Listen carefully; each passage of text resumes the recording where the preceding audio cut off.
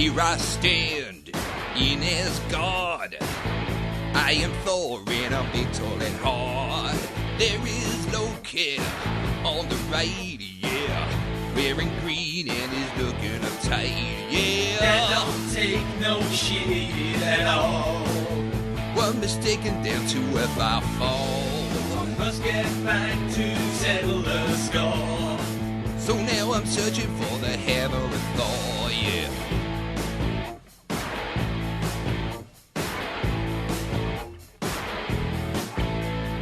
Oh, now shield are in my way. It's fucking raining and it just ain't my day. Hawkeye's hanging from a crane. It's clear that Loki's messing with my brain, yeah. Brother don't like you no more.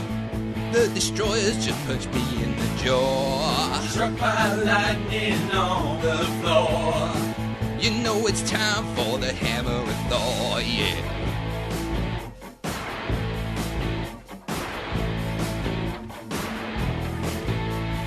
Loki's an ice giant. Look at him, it's gone insane. Oh no, oh no.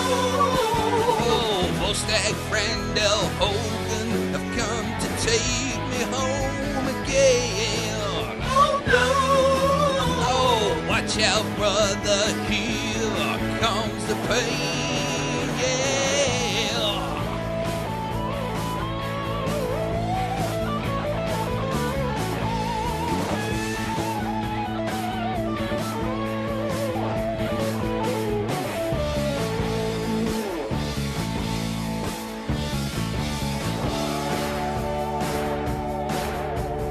I'm still standing tall and proud, a pledge of loyalty he has vowed. Loki throws him in his place. You can hear him laughing louder and louder and louder. I punched Loki to the floor. With this action I averted a war. The Rainbow Bridges is no more. Yeah, because I fucked it with the hammer of Thor, yeah.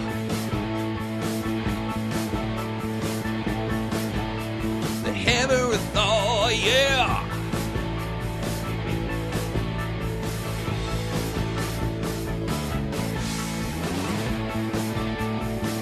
Yeah, I've been fucking with the hammer of Thor.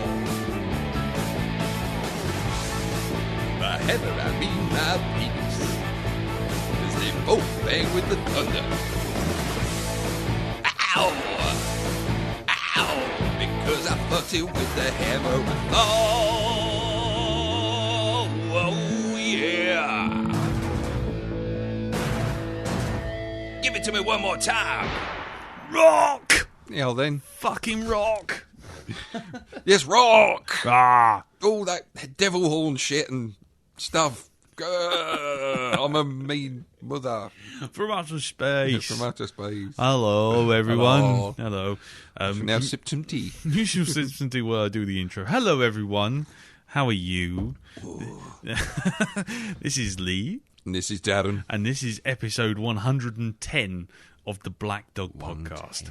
And we have discussed this, and we are going to call it either I'm feeling a bit Thor or Thor ass. Thor ahead. Actually, it should be Thor arf. But anyway. Oh dear.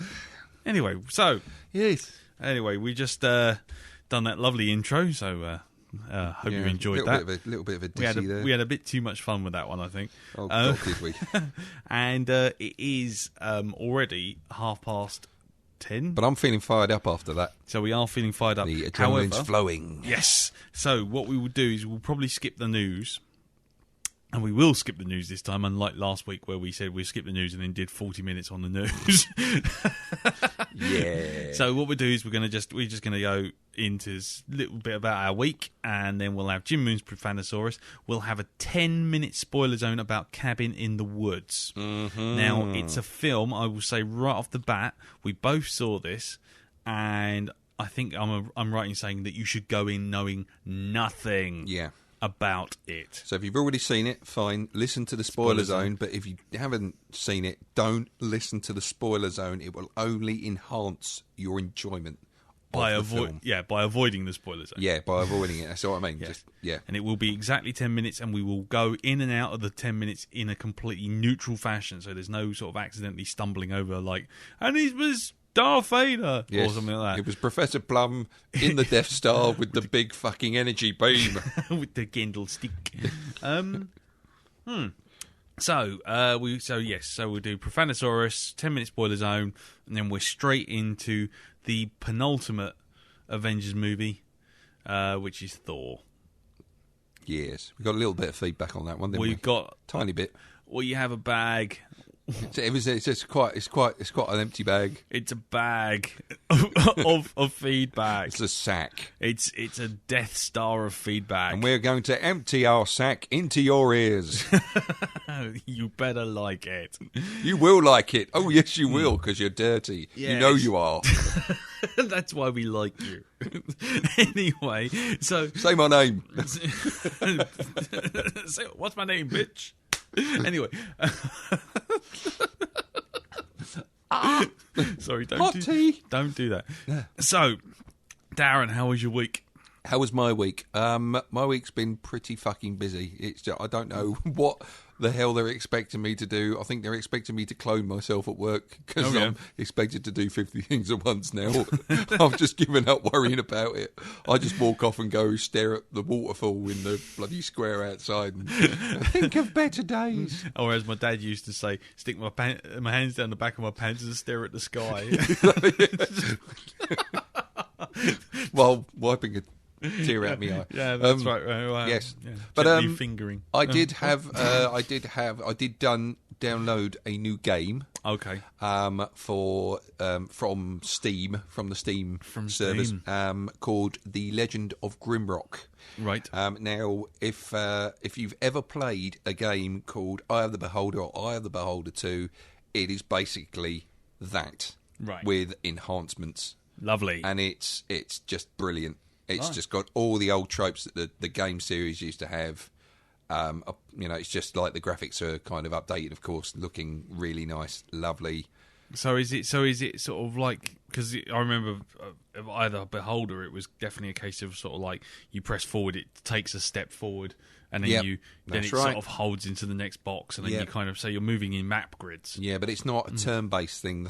All the creatures that you meet are moving around you anyway. Mm-hmm. But because it's amazingly fast on such a on even possibly some of the weakest machines. Okay, this thing. Cool. So combat in the game, dodging around creatures, is quite easy to do.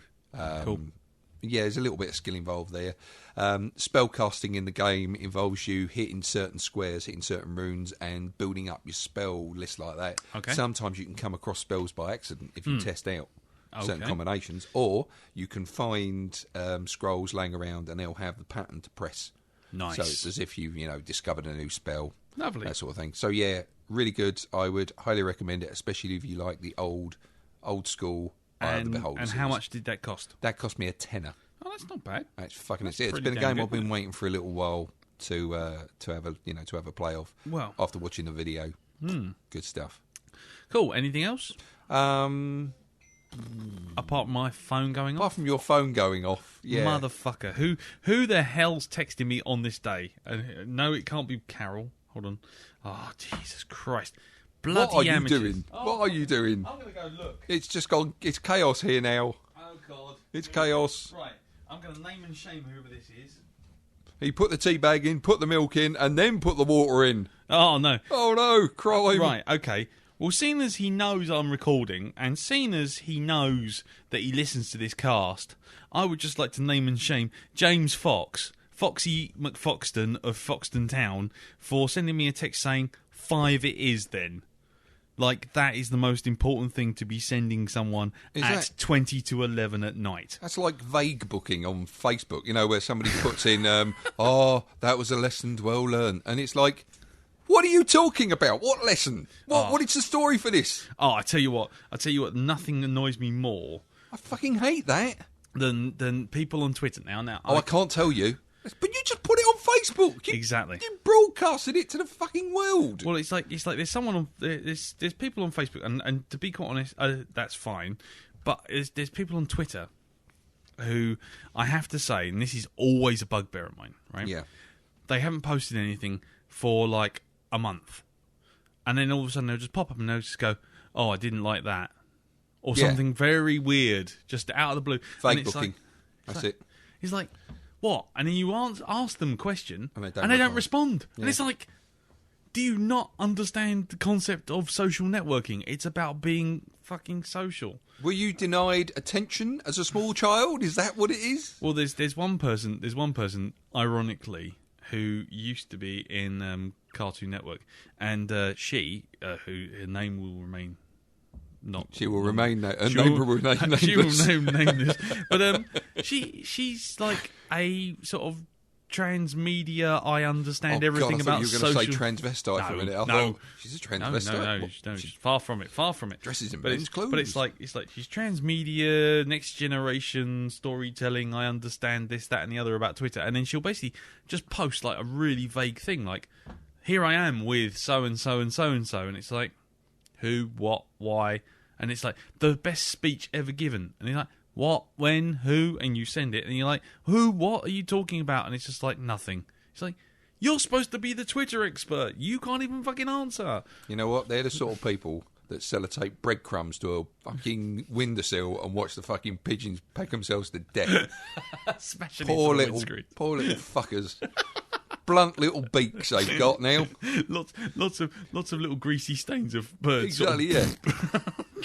It's like poor little indentations in the woods. Look at them. Oh, I'd do that though. That would be funny. Yeah, you cattle prod them. Yeah, Take that pigeon. Get in the oven. Anyway, so what about your weekly? What have you been up to? Talking about games, I downloaded off of Xbox Live a game called Fez.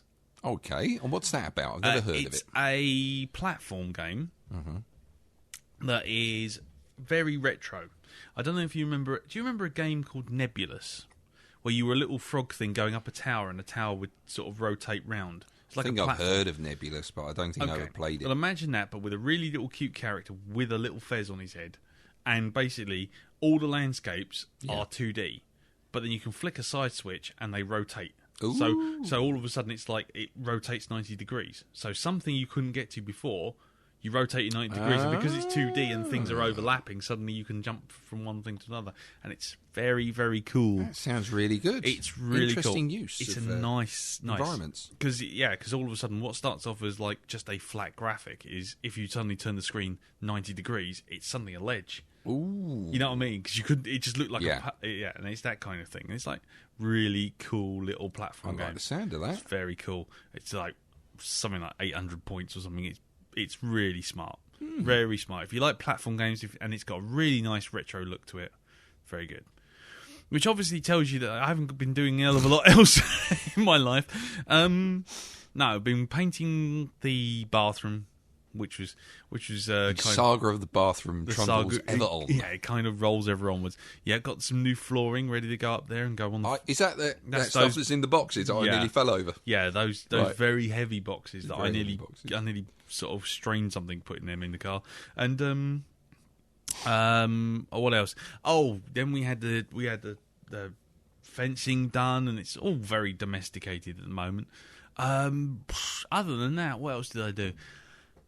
Started a new Shepherd in Mass Effect. Started a Fem Shep. Playing it again. Yeah, I'm going Fem Shep this time. Going Fem Shep. But once I go Fem Shep, you never go back. Well, that's what they say. I don't know. But anyway, I was playing it, and so I'm going through from number 1, and that's cool.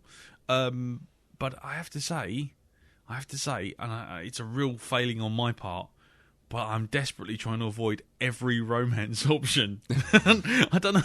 It's just like I can't face even like anything. I'm going to steer away from the romance thing. I'm just going to play right through it, and I'm going to play right through to all 3 and avoid romance altogether. Do you know, when I played the first one for the first time, old soulless bastard. Well, I went looking for romance in that game. I couldn't find fuck all. Looking for love, Darren. I went looking for love until I found you. There you go.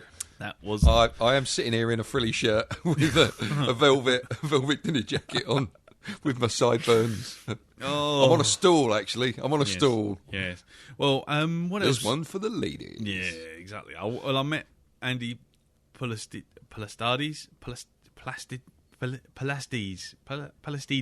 Oh, fucking hell. Well, let's go back to the old way of calling him. When did you meet him, Lee? I met him yesterday.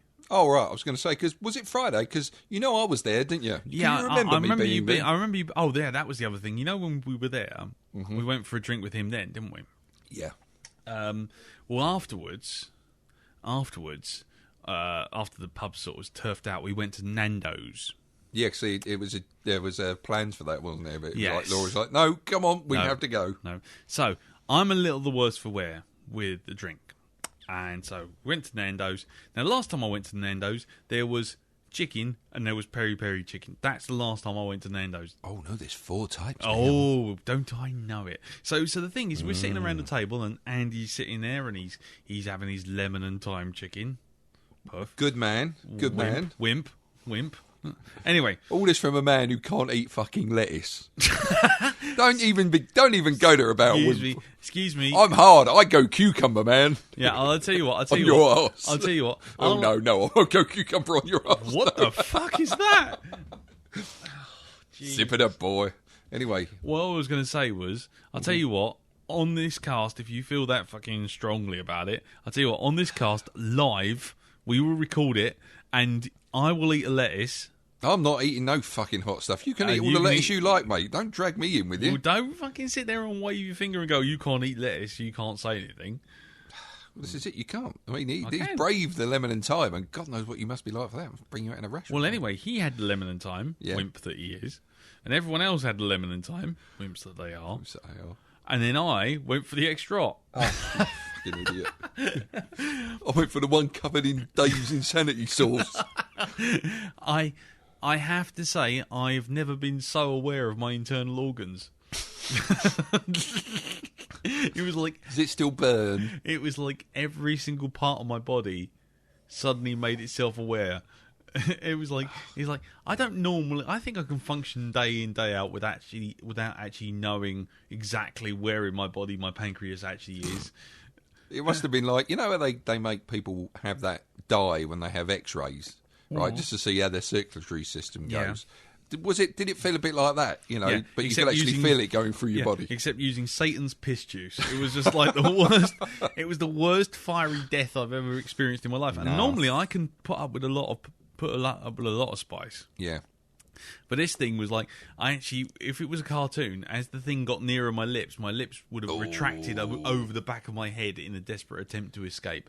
But was it a case of, you know, Leslie Ash syndrome by the time you finished? Did your lips? No. Mine do. Mine inflate. It was actually fine until I got home. And then when, basically, I think it sort of worked its way through. And then it was like, I fell into a burning ring of fire. I was just like, Did you keep the toilet roll in the fridge? I basically stuck my arse in the freezer is what I did. I wouldn't go on that top drawer. No, we have to have it defrosted, love. Those are not chocolate magnums with the... I can tell you that for nothing. Not caramel donut, no. So that was fun. And then yesterday I met Andy again and went to see Cabin in the Woods. Hey. Which neatly takes us through to the 10-minute spoiler zone. Now, we are going to do the 10-minute spoiler zone. I'm giving everyone a chance to skip ahead. Clear the fuck out. Okay, so here we go. We're going to go quiet, and then the siren's going to kick off, and when the siren kicks off, 10 minutes. If you want, skip ahead 12 minutes, and you'll be definitely fine. Okay? Yeah. Right. Bit of silence, please, for the 10-minute spoiler zone for Cabin in the Woods.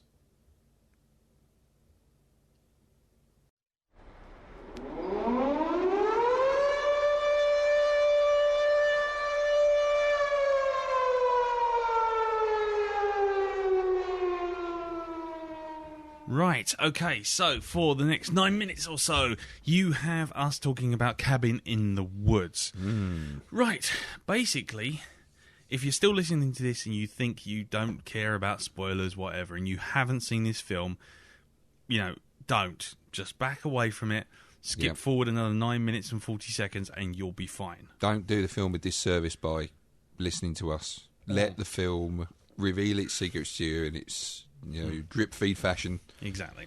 And just enjoy it for the ride and laugh and instead of go, oh no. Yes, exactly. So, now with that caveat inside the 10-minute spoiler zone out of the way, for those of you who carried on, those you already know, directed by Drew Goddard, who wrote Cloverfield, along with produced and co-written by Joss Whedon. Obviously, my feeling about Whedon is a bit up and down normally, but I have to say, we went to see it. I thoroughly enjoyed it. But, what did you think, Darren? I thoroughly enjoyed it as well. I thought that him being... I think he was producer, wasn't he? He was a producer and he co-wrote the thing. Yeah, I think the fact that he was just a producer and he was co-writer tempered... Or the fact he had someone else involved with him tempered his way of writing characters and the actual script, because there were some lovely written pieces in this with just the interaction with the characters, some of the things they come out and say. Yeah. Especially the Harbinger or the Harbinger. Harbinger. Yes, that bit. Exactly. I'm on speakerphone, aren't I? Exactly. It's just the way he goes off, and this guy, this petrol station attendant, is speaking to the bad guys in the control room, and he's spouting all this religious stuff. Are the guys in the control room bad guys? Really? When you think about it? It's a very shade of grey type thing. I mean, I suppose they're doing a necessary job. Mm-hmm. They're trying to stop the world from going to hell in a handbasket. Quite literally. Yeah, indeed. But it's the relish it's the fact that they are enjoying the sport, of what's going on, which kind of like, I don't know, maybe because they've done it so many times, they've become numb to it. Yeah. As you see in certain scenes later on with the sort of like when they think it's all over and everybody's saved and, the music starts playing. And everyone's having a party while in the background the girl's being thrown around by a psychotic zombie. That's a great thing about it. I think, sometimes if you look in the background and just see things going on in the background. Yeah. Brilliant. Yeah. I mean, a lot of people have said in the reviews, because I stayed away from the reviews and I wasn't particularly interested in it, to be honest with you. But so I've sort of gone back retroactively, looked at some of the reviews, and a lot of people kind of sort of say it's like Scream, in that it deconstructs the genre it's mimicking. I think it's unfortunate that Scream existed before this, because I would prefer this to be the benchmark for that sort of thing, because I think... Me too. On comparison, Scream... And don't get me wrong, I like the first Scream, I really do, because I like what he did with that genre, but I think it's a weaker movie than Cabin in the Woods. Yeah, because the thing is...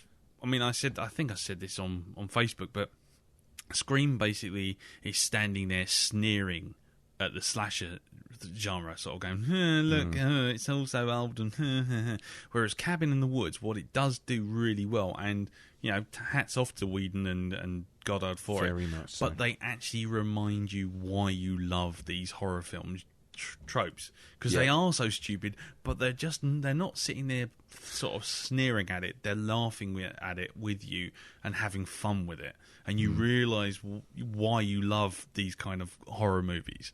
And it's just like, there's so many nice little nods where you just think they're not being cynical, they're actually having fun with this. And, like I said before, I've been a bit up and down with Whedon stuff all the time.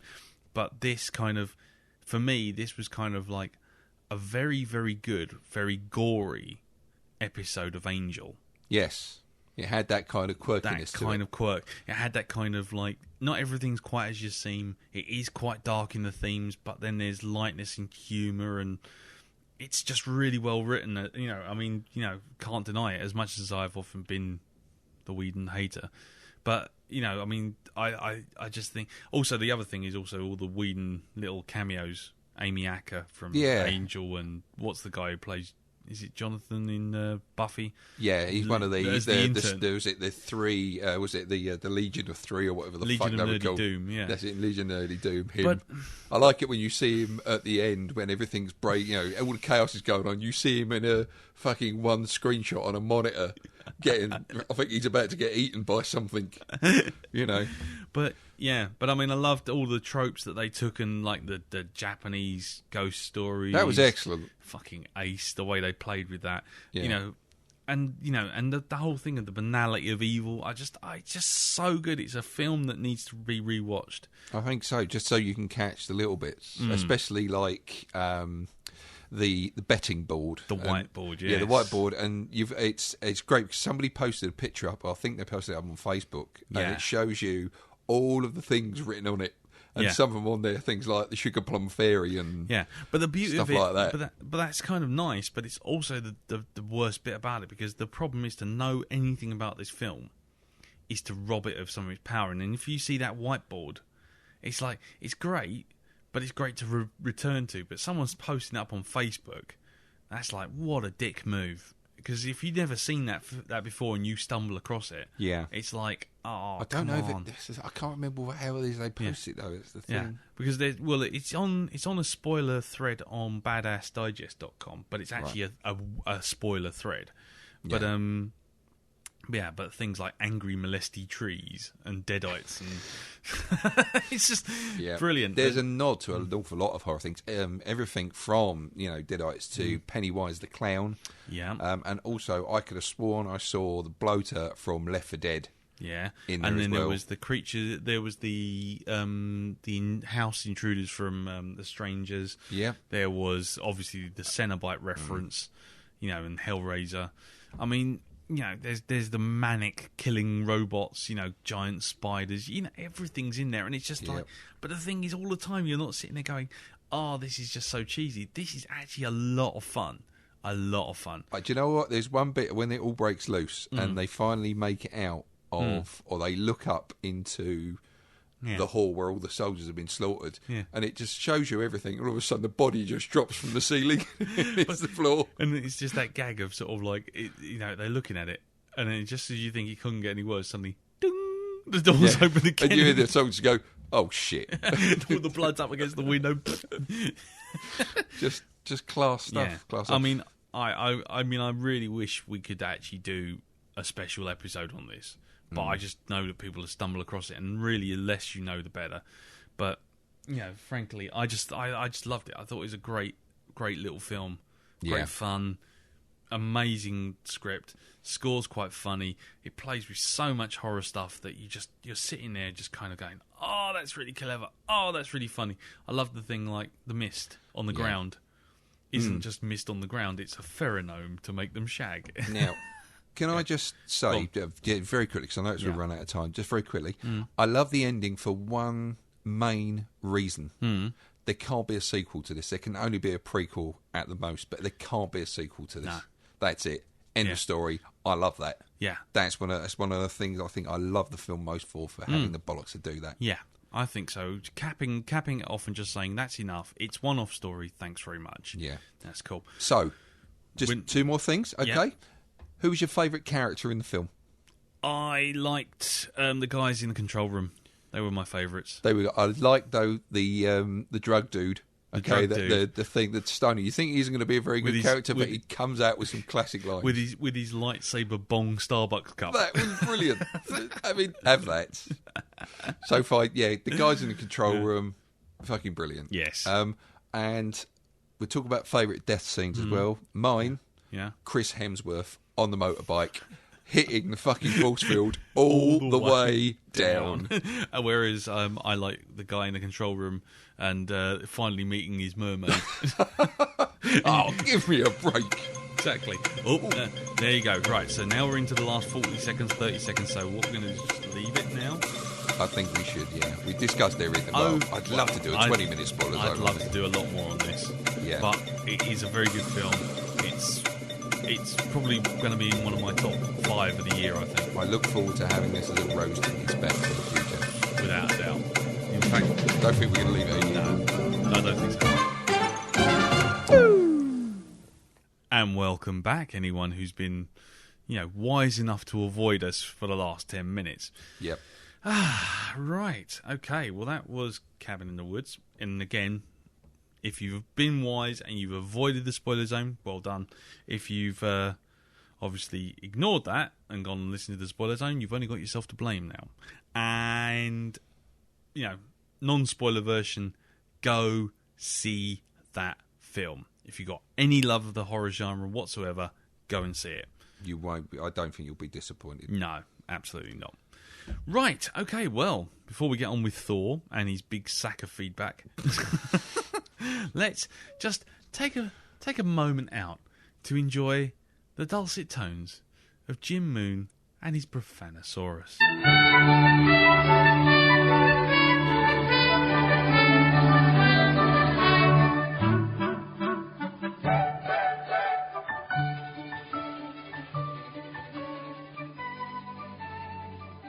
Twat wrapper. Noun. A multi-pocketed garment of the sort worn by the sex cases who stand at the end of railway platforms spotting trains. Also, Tommy Wiseau's overcoat.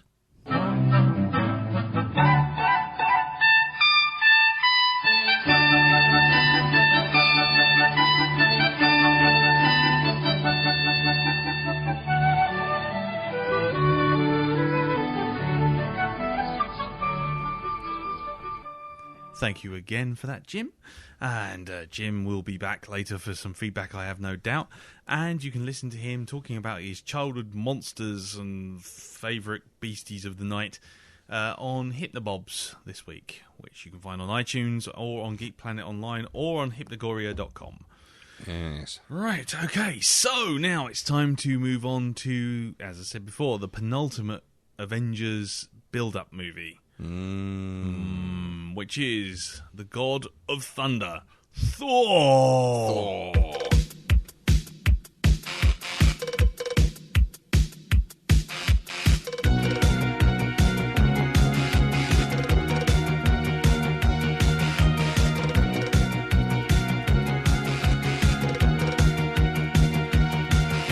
Think back to the films you remember as good, ones you haven't viewed in a while. How the story rocked and the actors were great, the camera work had flair and style. What would happen now if you watch them today? Are they still as fresh as before? Or do they stink as bad as a piss-covered tramp, leave you screaming on the floor? You know it can be real sad to find that special film is bad. Wish you just left it a pleasant memory. Now it's time for rose-tinted specs on Blackdog. Watching movies from the past you thought were great. Yes, it's time for rose-tinted specs on Blackdog. Send your feedback in and tell us how they rate.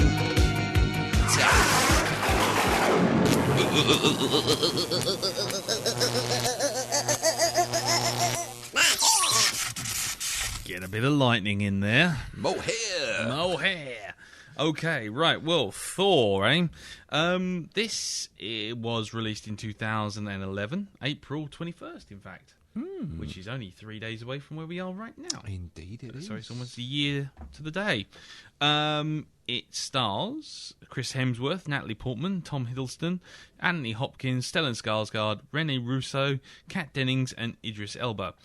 The film was directed by Kenneth Lovey Branagh. Yep. And screenplay was by Zach Stentz, Don Payne, Ashley Edward Miller. The movie cost $150 million to make. Fucking hell. And the box office it took back, though, was closer to £500 million. I bet. So it didn't do too bad. It's not a bad investment. Bit of change. Not bad. Though it did have a very long gestation period, because originally this film was going to be done by Sam Raimi straight after Darkman back in 1990. Really?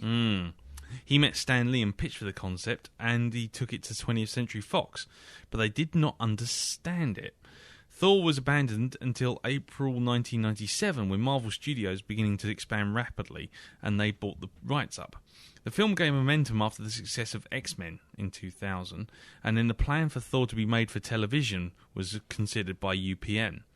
But then they pushed for a script and was approached by Tyler Mane to play Thor. Tyler Mane played Sabretooth. Yeah, he's also was a WW, or what was WWF back then. Yeah, the World Wildlife Federation. All these fucking clotheslining pandas, Take that. Yep. So, yes. Then it was going to be made by Marvel Studios, bought Artisan Entertainment. They brought them in to finance the film. But Thor, by June 2004, the project still had not been taken up by the studio. Sony Pictures finally purchased the film rights in December 2004, and David Goyer, who wrote the Riddick films, was in negotiations to write and direct it. In 2005, though, talks between Goyer and Marvel fell through, and it was revealed that Goyer was no longer interested in the film, though at this point it was still set to be made by Sony Pictures. Mark Petrosovich, a fan of the Thor comics, agreed to write the script in April 2006, and the movie was going to be done by Paramount Pictures after it acquired the rights from Sony. A year after this, the film was announced by Marvel Studios in December 2007. Mark Petrosovich, Mark P, as yes. we'll call him from now We'll on. call him Mark P. Described his plans for it to be like a superhero origin story, but not one about a human gaining superpowers, but of a god realizing his true potential. Real story of an Old Testament god who became a New Testament god. Eventually, in 2007, Marvel Studios signed Matthew Vaughn, who was later to make X-Men First Class. And Vaughn rewrote the entire Petrosovich script in order to bring down the budget to $150 million. Fucking don't know what's in that then. Whoa. Apparently, rough estimates put Petrosovich's first draft in the region of $300 million to produce. Jesus. Yes. Anyway, after the success of Iron Man, Marvel Studios announced they intended to release Thor on June 2010, with Iron Man 2 being used to introduce the character of Thor. And eventually, Thor, it was a while before Branagh was brought back in, and he started filming in October 2008.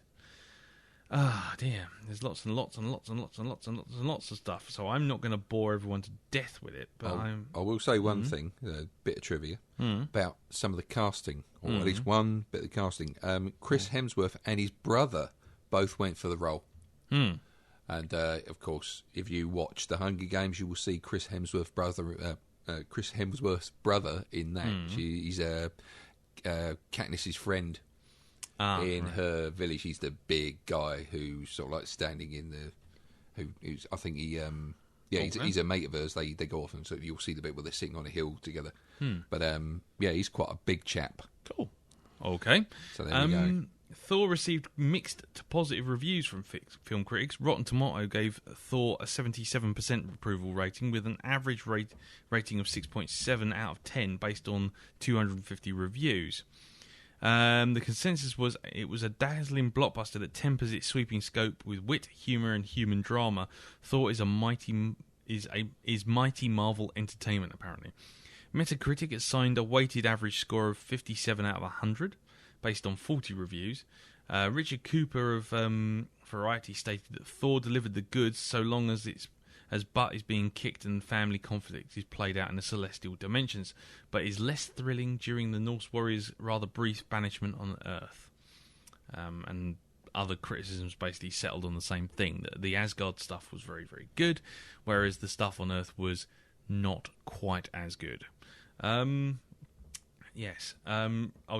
Roger Ebert of the Chicago Sun-Times gave it a very negative review, stating that Thor is a failure of a movie, but a success as marketing, an illustration of the ancient carnival tactic of telling the rubes anything to get them into the tent. Okay. Yes, well, I think he's going off his nuts, to be honest. Yeah. But anyway, let's not go any further with that. Darren, what did you think? I really enjoy Thor. I think it is possibly one of the one of the most fun out of the 5 that they've released. I know Iron Man's very much a fun movie, but there's some real good sort of like, you know, enjoyable humour in this. I mean, it's one of the films that the trailer doesn't do it justice. If anything, I would say the trailer gives it a bad name because of some of the shots, some of the actual scenes they show out of context. Yeah. One character, I mean, I think I did say it on the actual cast. One character I had a real problem with in the trailer. Yep. I thought, oh God, this is going to be shit, and it's all going to be because of her. Right. And that's Kat Natalie Dennings. Portman's mate. Yeah. What was her name? Kat Dennings. Kat Dennings, that's it. But no, it's like in the trailer when they show her going, oh, this is going to go on Facebook. Yeah. You don't see the little bit of Thor sort of like giving that big cheesy grin at the camera, and that just makes that bit as far as I'm concerned. You know, I'd love that bit in the bar, the whole scene when they go in for the calf, and he's like he smashes the cup on the floor, and the bit where he walks into the pet shop and goes, I need a horse. And he goes, we've only got rabbits and kittens and puppies, and he goes, give me one big enough to ride on. Forward. Yes, exactly. Yeah. I am Thor, god of thunder. Yeah. They stick the needle in his arse. I love those bits as well. You would threaten me with such a puny weapon. It's like that, yeah. And, that bit where he gets fucking done with the needle when the face goes up against the. Exactly. I am Thor, god of. Yeah. Yeah. Love it. Now I've got I know a lot of people had a problem with bits on Earth, but I think it's necessary to the whole overall feel of it. You've got this is it. It's bringing down this arrogant sort of like persona. He's you know, I am all powerful Thor. I will go off and kick anybody's ass because I can. And it's you know, I mean, it's not an original story. No. And I think the Earth parts are necessary. He's got to come, if you pardon the expression, down to Earth to earn his place, you know, as king. Yeah, and it's like Odin's wife says, he doesn't do anything that he hasn't thought about. You know, he does everything for a reason. Yeah. You know, and it's not so much to banish him forever. It's to give him that humility. one final, to teach him the humility, take away his power, stick him with the mortals, and see what he does. And of course, you know, he steps up to the plate in the end. And it's like, I don't care what anybody else says. It's that bit when he gets struck by lightning and it all comes together, and that's it. He fucking gets his Thor on, and just goes for it. It's always fist punching for me. Yeah. That one's yes, have it in the face. You know, and I love that whole of him standing there going to the thing. You know, I do not intend to die today. Yeah, and then he gets smacked, of course. Yeah. Dies, and then you see the hammer fucking do its thing, and then fly off, and you see it fly up in the air and from a distance. And I just, that's it. It just drew me in. Fair enough. So yeah, I really enjoy Thor. I like it a lot. I know people have got a problem with the whole it not being set on Asgard. Well, I mean, to be quite honest, that doesn't bother me.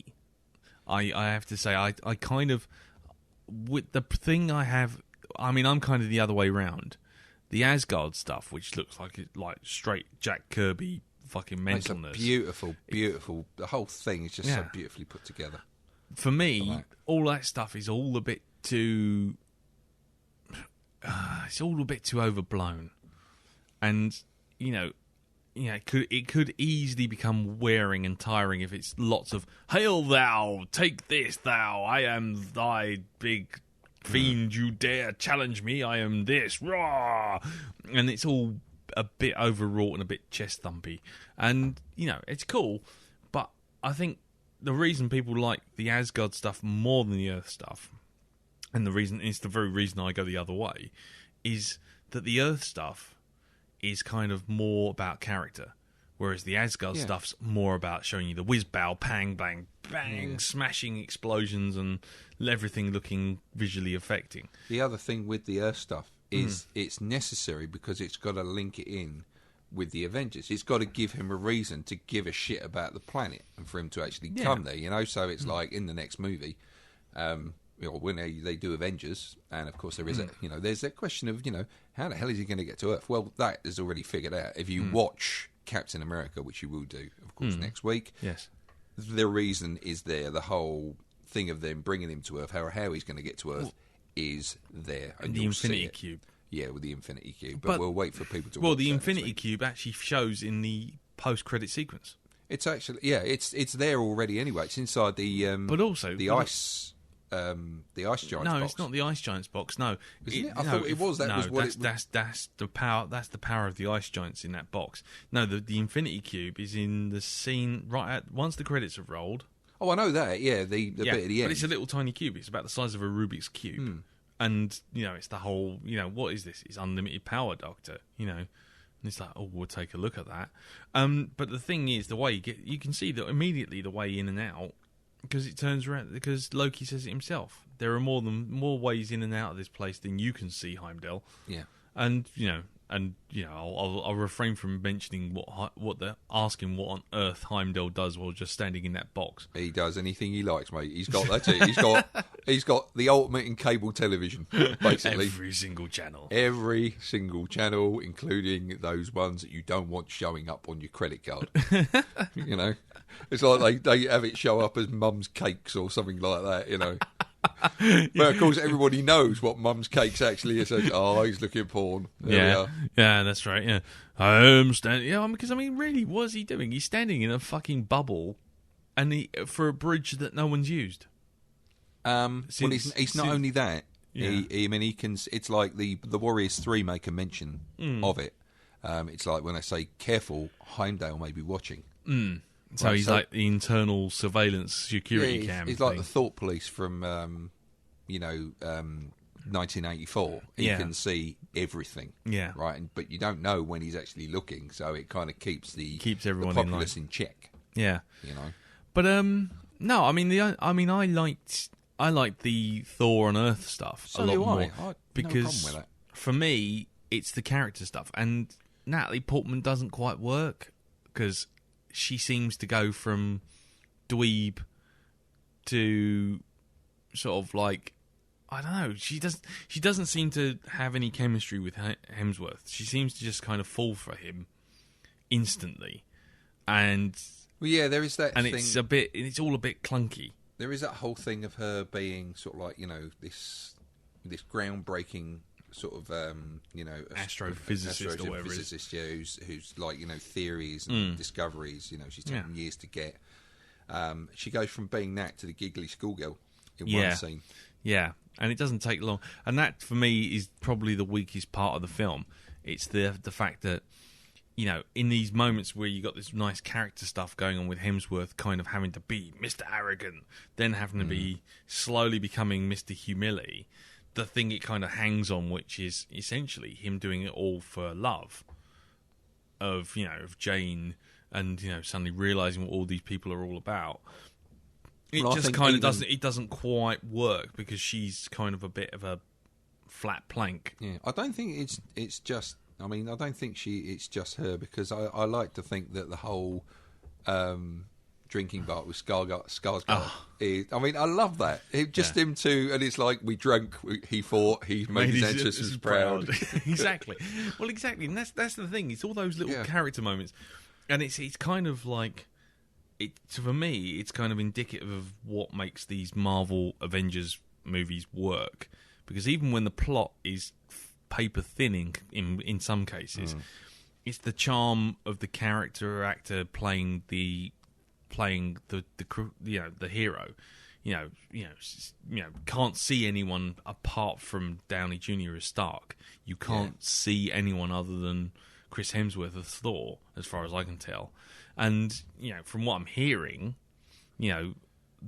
from a couple of screenings, basically the Hulk is going to run off with it. Yeah, the Hulk he rocks in this movie. Mark Ruffalo's going to sort of run away with it. I do like that bit they've shown on the television with Captain America goes Hulk smash, and you just see him kind of give that grin, and then that's it. Yeah, we're off. But for me though, the character, the actor that kind of gets the most praise, but I'm kind of on a back foot with what I actually think about him, is Tom Hiddleston. I loved him as Loki. I thought he was brilliant. I think he's very good as Loki, and I'm not saying that he's a bad actor or that it's just I never never at any point in the proceedings did I ever feel like he was a threat. I think that's kind of where he's kind of where he is. He's kind of where he is because he cons people, and that to me, it feels a bit weak. That's the whole thing. Oh, I know. Loki's the god of mischief. I know he's the god of mischief. I mean, there's the whole thing on the Ice Giants world where he kind of like does the Edie thing. He does that sort of hologram of himself, and then people run over and attack the wrong one. But even so, when he finally does go toe to toe with Thor at the end, you're never in much doubt that basically Loki's going to get his arse properly handed to him. Well, that's fine because it's like. I mean, it's just all I'm saying is it's just like that seems to be the way that all these Marvel films have gone. That the characters come first. Character comes first. Right, fine, brilliant. I completely heartily endorse that. Story comes second, and then villains come a very distant third. That there's no real decent villain in any of these films so far. You don't. So you don't think you don't like Loki? I'm not saying I don't. I'm not saying I hate him. I'm not saying he's a bad villain per se. It's just that he doesn't feel, in context, he doesn't feel like a threat. I think in Avengers, from what I'm seeing, he's coming back as a completely different animal. He's not the whimpering brother who's doing the sort of Grimly Wormtongue thing. Yeah, he's now sort of like he's like an usurped dictator coming back with an army kind of thing. Well, I think that's because it's now the colours have revealed themselves in Thor, and you do start getting as it goes on, and he's now. It's that whole thing of playing with people's trusts, because as I'm watching it, this is my opinion anyway, it's like, why did you have to turn bad? Because he just seems like a really nice bloke, and then all the time he's working, he's got this angle that he's working from behind the scenes. And it's like, I'm sitting there, I know what's going to happen, I know he does the bad thing, but I'm sitting there hoping that maybe he'll change his mind this time. Even though I've seen the film before, it's like... maybe it will change. Maybe there's an interactive thing on this. I can. Yeah, but that's what I'm saying. It's character, not villain.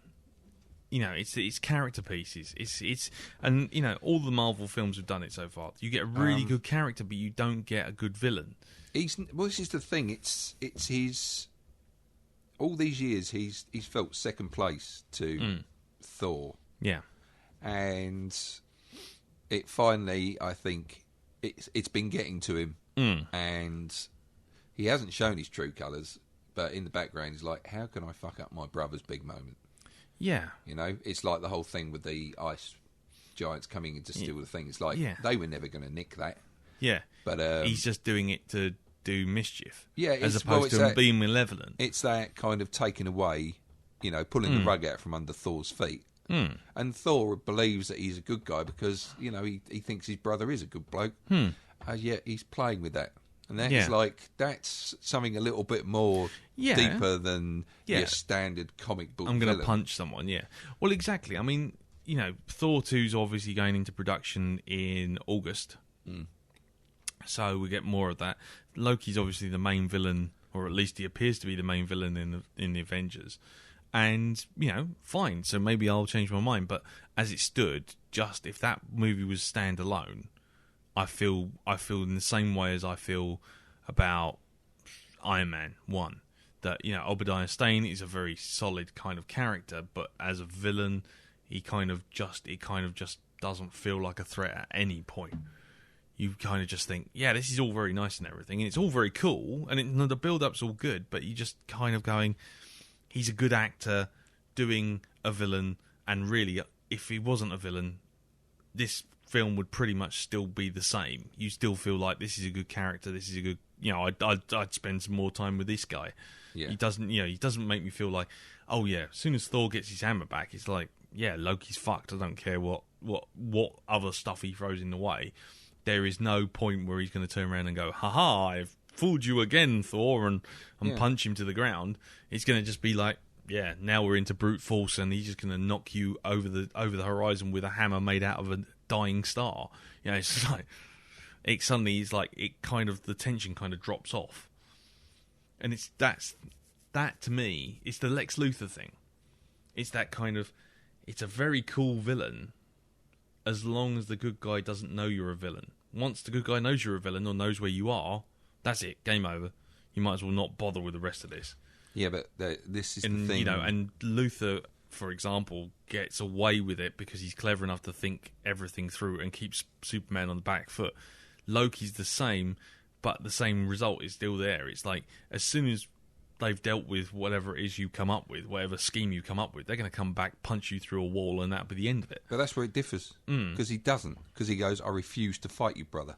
And Loki knows this. So this is why he's like, you know, that's brilliant. You know, you're playing right into my hands. So I'm going to do you now. Yes. You know? Well, yeah, I suppose that... He doesn't have to be strong. He just has to play against his weaknesses. That's it, which is this love for him as a brother. Yeah. You know? Yeah. And in which case, it's also very good. It's a very good, you know, sort of choice of director. Get a Shakespearean director to give it a bit of Shakespearean weight to the whole thing. There is the whole aspect of the you know, the relationship between the two brothers, or the, you know, not so much brothers, or, you know, brother by half brothers, brother by spirit, I suppose. Because it's like, you know, Loki's out to get, he's trying to deal with this thing of, you know, I don't like playing second fiddle to Thor, but also I've just found out that I was abandoned by my father because he thought I wasn't good enough. So let's see, what can I do? I'm going to try and grab the throne from my brother, but what I'm going to also do is I'm going to trick the ice people or the ice giants into getting me into that position, and then I'm going to do that. I mean, he does. Yeah. You know, he gets the guy there, and it's like, comes in, steps in, acts like the big hero. Yeah. You know, and nobody's any the better. So it's another play. This is very true. Him getting what he wants. Yeah. Yeah, he's the master manipulator, isn't he? Really, that's what it is. And he was in the comics. You know, well, from what I understand, he was anyway. I've not really read anything of Loki. I think I would probably like to read the modern Loki rather than the Jack Kirby. This story has been written by a 5-year-old who's eaten about 50 bags of sherbet dib-dab. Because, I mean, you know, I've got a bit of a problem with stuff like that, reading that fucking Dark Phoenix saga. Yeah. Jesus Christ, it took me a month to read. It's not quite as mental as that. Yeah, and then I get Iron Man Extremis. It takes me a couple of hours. Yeah. That's the show. As far as I'm concerned, that show's a good graphic novel. So, I mean, you know, obviously we've got a lot of feedback to get on with, so we'll have to wrap this up a little bit quick. But, I mean, overall, how does this rank in the Avengers movies so far? It ranks as possibly one of my favourites. Right. In the things, just because it's got a lot of thigh slapping, huzzah, you know, good guys type, and a couple of fist punching moments as well. Yeah. It does everything Thor should do, including the spinning of the hammer. It's like that. I love that bit where he flies through the fucking monster's mouth and comes right out the other end. You see it fall down, and there's just this big hole. Yeah. Looking through that, he does the Thor thing. You know, the powers are most important. Well, they're quite important to me when I'm watching a film like this. Yeah.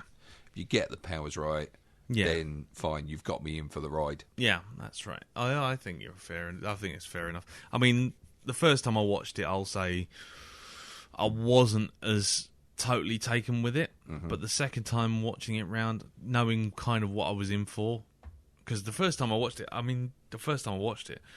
was kind of watching it and I was going, just put the fucking camera tripod, do all 3 legs and keep them level. For fuck's sake.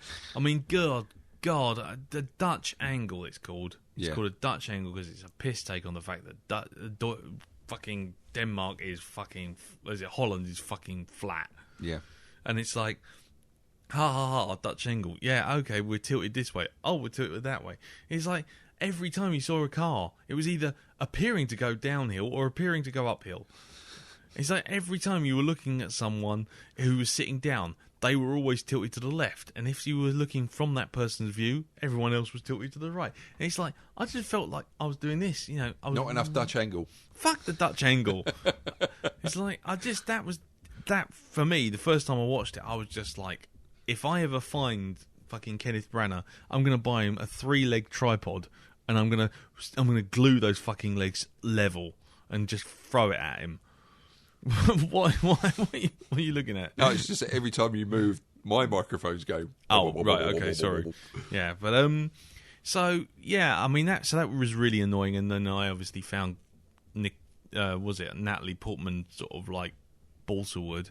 Yeah. But second time round, knowing its failings, which is kind of a different way of sort of, it kind of feels a bit apologetic, but yeah, knowing what was coming and sort of going, yeah, okay, fine, the camera's going to be on the piss for 90% of it.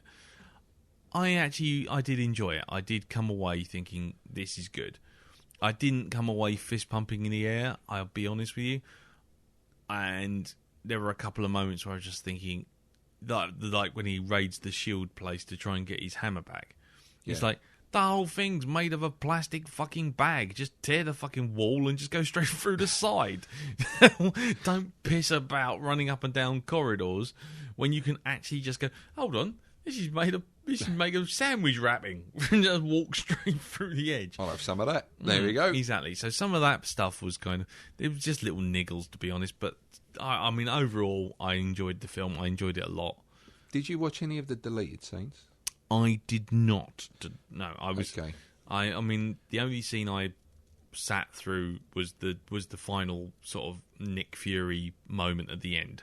Okay. Which there's one deleted scene I wish they'd actually kept in, and it's a really nice moment between Thor and Loki before he goes and it goes up to kind of be announced as a new king, and it's just them talking. Yeah, because they're waiting and they're sort of like he's like, you nervous brother and stuff like this. Yeah. It's just the interaction between the two, and then there's like a little bit of a serious moment, and Loki goes, "Give us a kiss," and he's you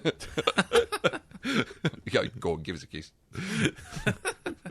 Fair enough. So it's like it's done in all the best. Yeah. It's like it breaks the tension or it breaks the sort of like the moment there, and it's just such a cheeky little thing to say. No, that's fair enough. I mean, I'm like I say, I've it's not for me. It's not my favourite Marvel movie. I'll be honest with you. But it's definitely one of the top two. Mm-hmm. I mean, Iron Man for me is just head and shoulders above it because it feels more solid all the way through. Yeah. Whereas I found, whereas most people are going, oh, the Asgard stuff was really good, the Earth stuff was really boring. I was finding it the other way. I enjoyed the character stuff on Earth a lot more than I enjoyed.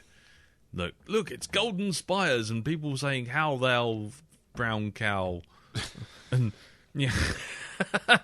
which to me is the worst kind of fantasy stuff, and I'm not a fan of fantasy to start with. So when you get into sort of like subpar Lord of the Rings, hail and hearty thou, stuff, I just kind of my eyes roll back in the head, and I just like, he's gone into a sugar coma. So yeah, that wasn't good. But anyway. So I suppose we better get on with some feedback because we have absolute shitloads of feedback to get through. Should we have a little feedback jingle? We haven't had a feedback jingle in ages. Let's have a feedback jingle. Now put your hands up, here online, doing real fine. We're doing our podcast thing. It's called Blackdog. It's not like a job. Is anyone there listening?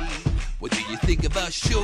Let us know by MP3 or email. Just get it to us. It ain't no fuss. We'll even read your Twitter rings. Cause if you like us or you hate us, send some feedback in. Got a geek and point to rates and put some feedback in. If you think my voice is sexy, put some feedback in. Man, we really like it if you put some feedback in.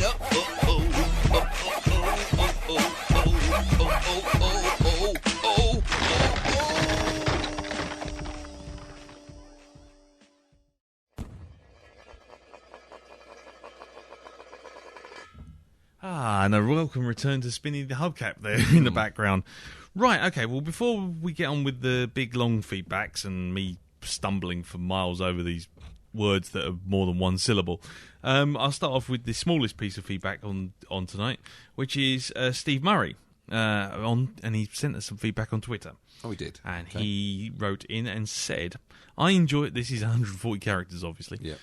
I greatly enjoyed the second viewing of Thor. Asgard opening felt a little rushed, but it picked up from there. Great inclusion.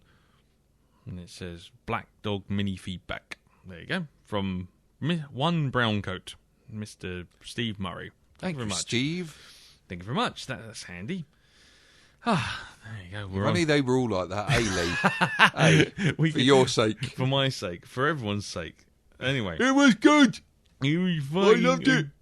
Yeah. Anyway, so the next piece of feedback is from Rosmosis. And she said she sent in one in saying, send in MC Hammer on your way out. Ha ha ha ha. Right, so she writes, "Hello, Hammer, back again, huh? Hello, fellas. Thor. Yay! I've been waiting for this one with eager anticipation as my absolute, complete and utter favourite of the Marvel Avenger movies so far. Apologies for the rambling spew of fangirl love that will ensue, but I knew pretty much now about Thor, the Marvel character at any rate. And I have since read a selection of Thor comics, and I am doubly impressed by how well they translated the character to the screen, although thankfully left out a lot of the betwixt he waxed my wrath, besoth, I say, yay, guff. Ironic given it's directed by an actor who's usually used to... fucking hell. Ironic given it's directed by an actor who's used to iambic pentameter. For fuck's sake. Sometimes when you sort of like you suddenly go into one when reading them, it sounds like somebody falling down a staircase. Iambic pentameter, I think is the word. They're doing this deliberately now to provoke you. It is. It's fine. It's fine. I'm fine. Ah! Anyway, so she continues. I bloody bleeding effing flipping loved it. Oh man, it has everything I could possibly want in a supers movie. That and Chris Hemsworth's rippling torso. Oh God, don't you start as well. I get enough of that when fucking Laura watches this. Goes very quiet. Yeah, surprising. No sound at all. Yeah. In those bits without the shirt on. Yeah, when Scarlett Johansson appears out of nowhere, it's all dark. Yeah. Oh. Yeah, exactly. I know. It's amazing. I get the same thing. It's amazing how that happens. Anyway, so she continues. I think it's the Inside Out cast that said Kenneth Branagh's job was to essentially tell Chris to stand there and ripple, which he did. How the fuck do you do that? Stand there and ripple. Okay, Chris, rippling on action. 3, 2, 1. Action. Yeah, which he did. So that was awesome. It's like they carved him out of pure sexy. It was a great bit of casting, both physically and his performance. Oh, his performance features in there at some point. Oh, they got one in there then. There we go. Yeah. His acting was all right and all. His acting is all right, yeah. He is convincing as both the cocky warrior, all bombastic ego and gung-ho as well, as the humbled man. Changed by the staggering realisation of what he has lost and what he has to do to regain his power. Speaking of Kenneth Branagh, he did an amazing job as a director. He clearly knows how to do epic, but knows when it's time to reel it in and go for the heartfelt conversations and tender moments. Who'd have thunk it? Well, it makes sense now in hindsight, but I can imagine it caused some raised eyebrows when he was announced as the director. On top form are also... for goodness sake. Also on top form are Sir Anthony Hopkins, who, despite clearly being there for the conservatory, did put up a solid performance. Also like the six-legged horse. Nice touch. Also, I was surprised how well Natalie Portman's character is handled. She's kind of brave, caring, kind, but not to be messed with. She's also never the rescue object, which is also refreshing, especially in superhero flicks. Finally, Asgard. Wow, I honestly could not tell whether it was CGI or a physical set, but it looked gorgeous, keeping in with the design of the comics, but without looking too much like a Yes album cover. It even made the Rainbow Bridge look good. Overall, the great balance of fun movie, straightforward plot, good characters and little tweaks to make it interesting. All this, and Chris Hemsworth well-defined pecs. Huzzah indeed. So, not long till Captain America then, eh? Until next time, fare thee well, dogs of black, Rosmosis. Thank you very much for that, Ross. If this is how it's going to be a long night with my reading. God, the Chris Hemsworth Estrogen Brigade. That's fine. I tell you what, it's fine because I guarantee you, the Avengers is just going to be us in a pub going, Scarlett Johansson's bum. Yeah, ooh, stretch Scarlett. Yeah, she's running. Look, she must always run. Exactly. So I think it's fair enough. Kind of. Anyway. No, don't start that. Leave that alone. Don't touch that button. Anyway. Next piece of feedback is from Matt Jones. And he writes, "Hi, fellas. It's week 4 of the Avengers Fest, and I'll lay my cards on the table straight away, as Darren often does, and say that Thor is brilliant. It was one of my favourite films of last year, and I loved pretty much everything about it. I knew nothing about the characters before the film came out, apart from him being a god from another realm who wields a hammer, so I really didn't know what to expect. I did think Branagh was an interesting choice as a director, though, and was glad to see that he did a fine job of introducing us to the fantastical world of Asgard and its characters. The film's themes of family relationship, deception and betrayal are all very Shakespearean, and so it made sense to hire him. Chris Hemsworth is excellent as the title character. He is convincing in his portrayal of Thor, initially an arrogant warrior who changes during the course of the film to become a hero he was destined to be. When he's banished to Earth, the fish-out-of-water scenario in the small town Mexico works well, and I love the humour derived from it, such as Thor slamming his cup and demanding another coffee, requesting a dog or cat large enough to ride, and calling Coulson son of cool. That's it. Anyway, Natalie Portman was a good choice for his love interest, and almost makes up for a stiff performance in the Star Wars prequels. I especially like the exchange, "So is this how you normally look?" More or less. It's a good look. Yeah. Tom Hiddleston is perfect casting as Loki, and it makes a change to have a villain who isn't totally evil and is understandable in his motivations, and he's a great choice for the main antagonist in the Avengers. I'm also intrigued to find out how he survives that fall into space, for that matter, or how Thor manages to get back to Earth. As for the rest, Hopkins, as expected, plays his paternal role well. Heimdall, Lady Sif, and the Warriors 3 are all enjoyable supporting cast characters. Although his appearance is brief, I also had a bit of a squee moment when Jeremy Renner's Hawkeye was revealed as a S.H.I.E.L.D. sniper. Hats off to Patrick Doyle's epic score too, and the choice of Walk by Foo Fighters was a top song.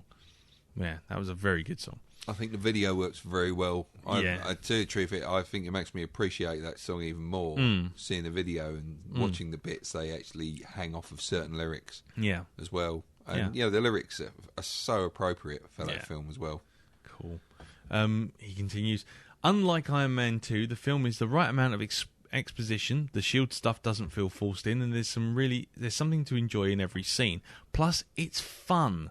The Frost Giant battle, the Destroyer sequences are especially well realised. In fact, I find it hard to say anything negative about it. Maybe if I'd read the comics, something would have annoyed me, but I've only just started reading the Ultimates, and Thor hasn't even been in it yet. So, in my opinion, it's the most successful superhero origin film and the best Avengers movie yet. Can Avengers Assemble, pointless retitling and permitting, top it? I've only got 9 days till we find out, and I'm ready to explode with anticipation. Well, I'll try and keep calm, as we've got one more film to go before that. Gotta go now. This mortal form grows weak. I require sustenance. Cheers, guys. Matt J." Thank you very much for that, Matt. I mean, yeah, Hemsworth's performance is kind of the one that carries the film. I mean, Anthony Hopkins, well, I think he plays a stat. That's it. He's like, he does what he's expected of him, and I think he plays laying in a bed.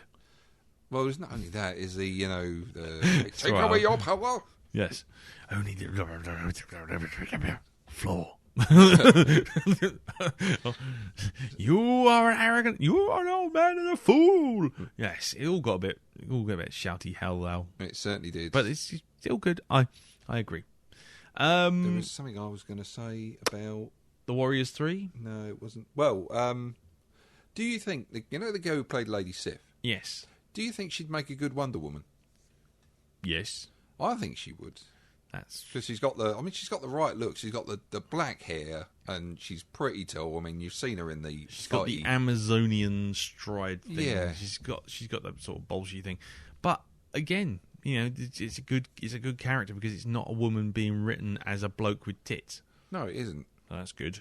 And you always get that sense that she kind of fancies Thor as well. There is that, especially at the end of the film when they're all at the party. Yeah. And there's that look she's got on her face as he walks by. Yeah.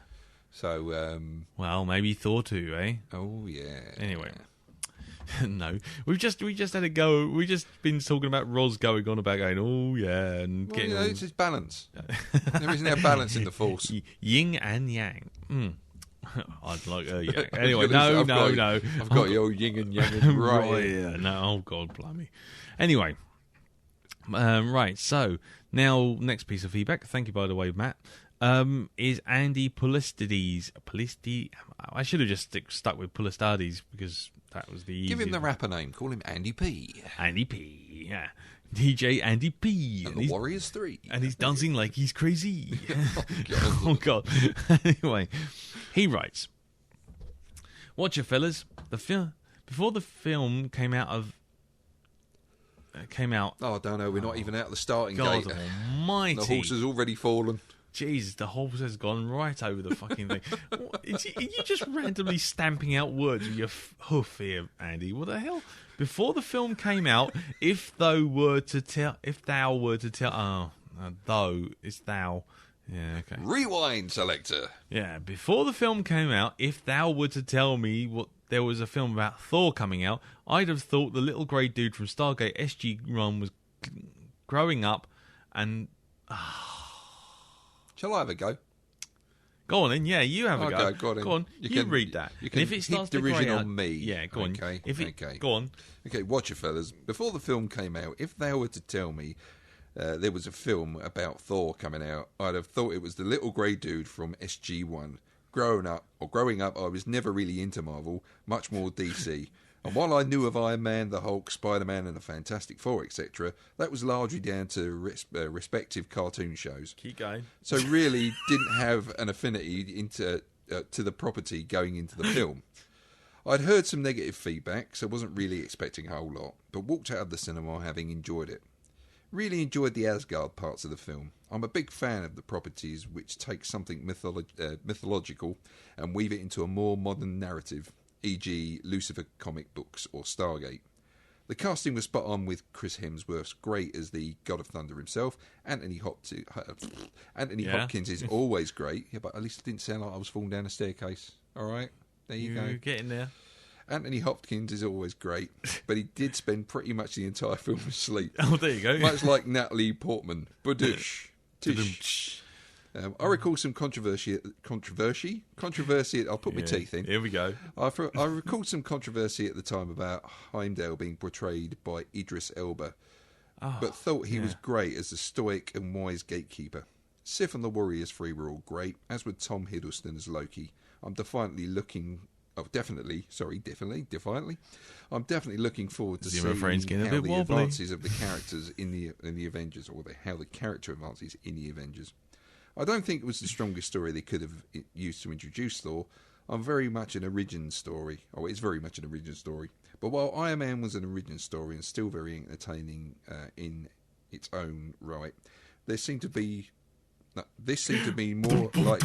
My shoe! No, I didn't. There you go. Carry on. This seemed more like they had to go through the motions. Would have perhaps liked to have seen a second Thor film before the Avengers film itself. To sum it up, the film is perhaps a weaker story carried by a fantastic cast plus Natalie Portman. Anyway, until next week, Andy Thunder Gods, ho! Pulistades. Or P. Andy P. Yep. Dancing like he's crazy. Right. On the sea. You of and me. Glass. Nice. Right. Okay. And tap dancing judgment unto his breast. Thank you very much for that, Andy. Yes. Yes.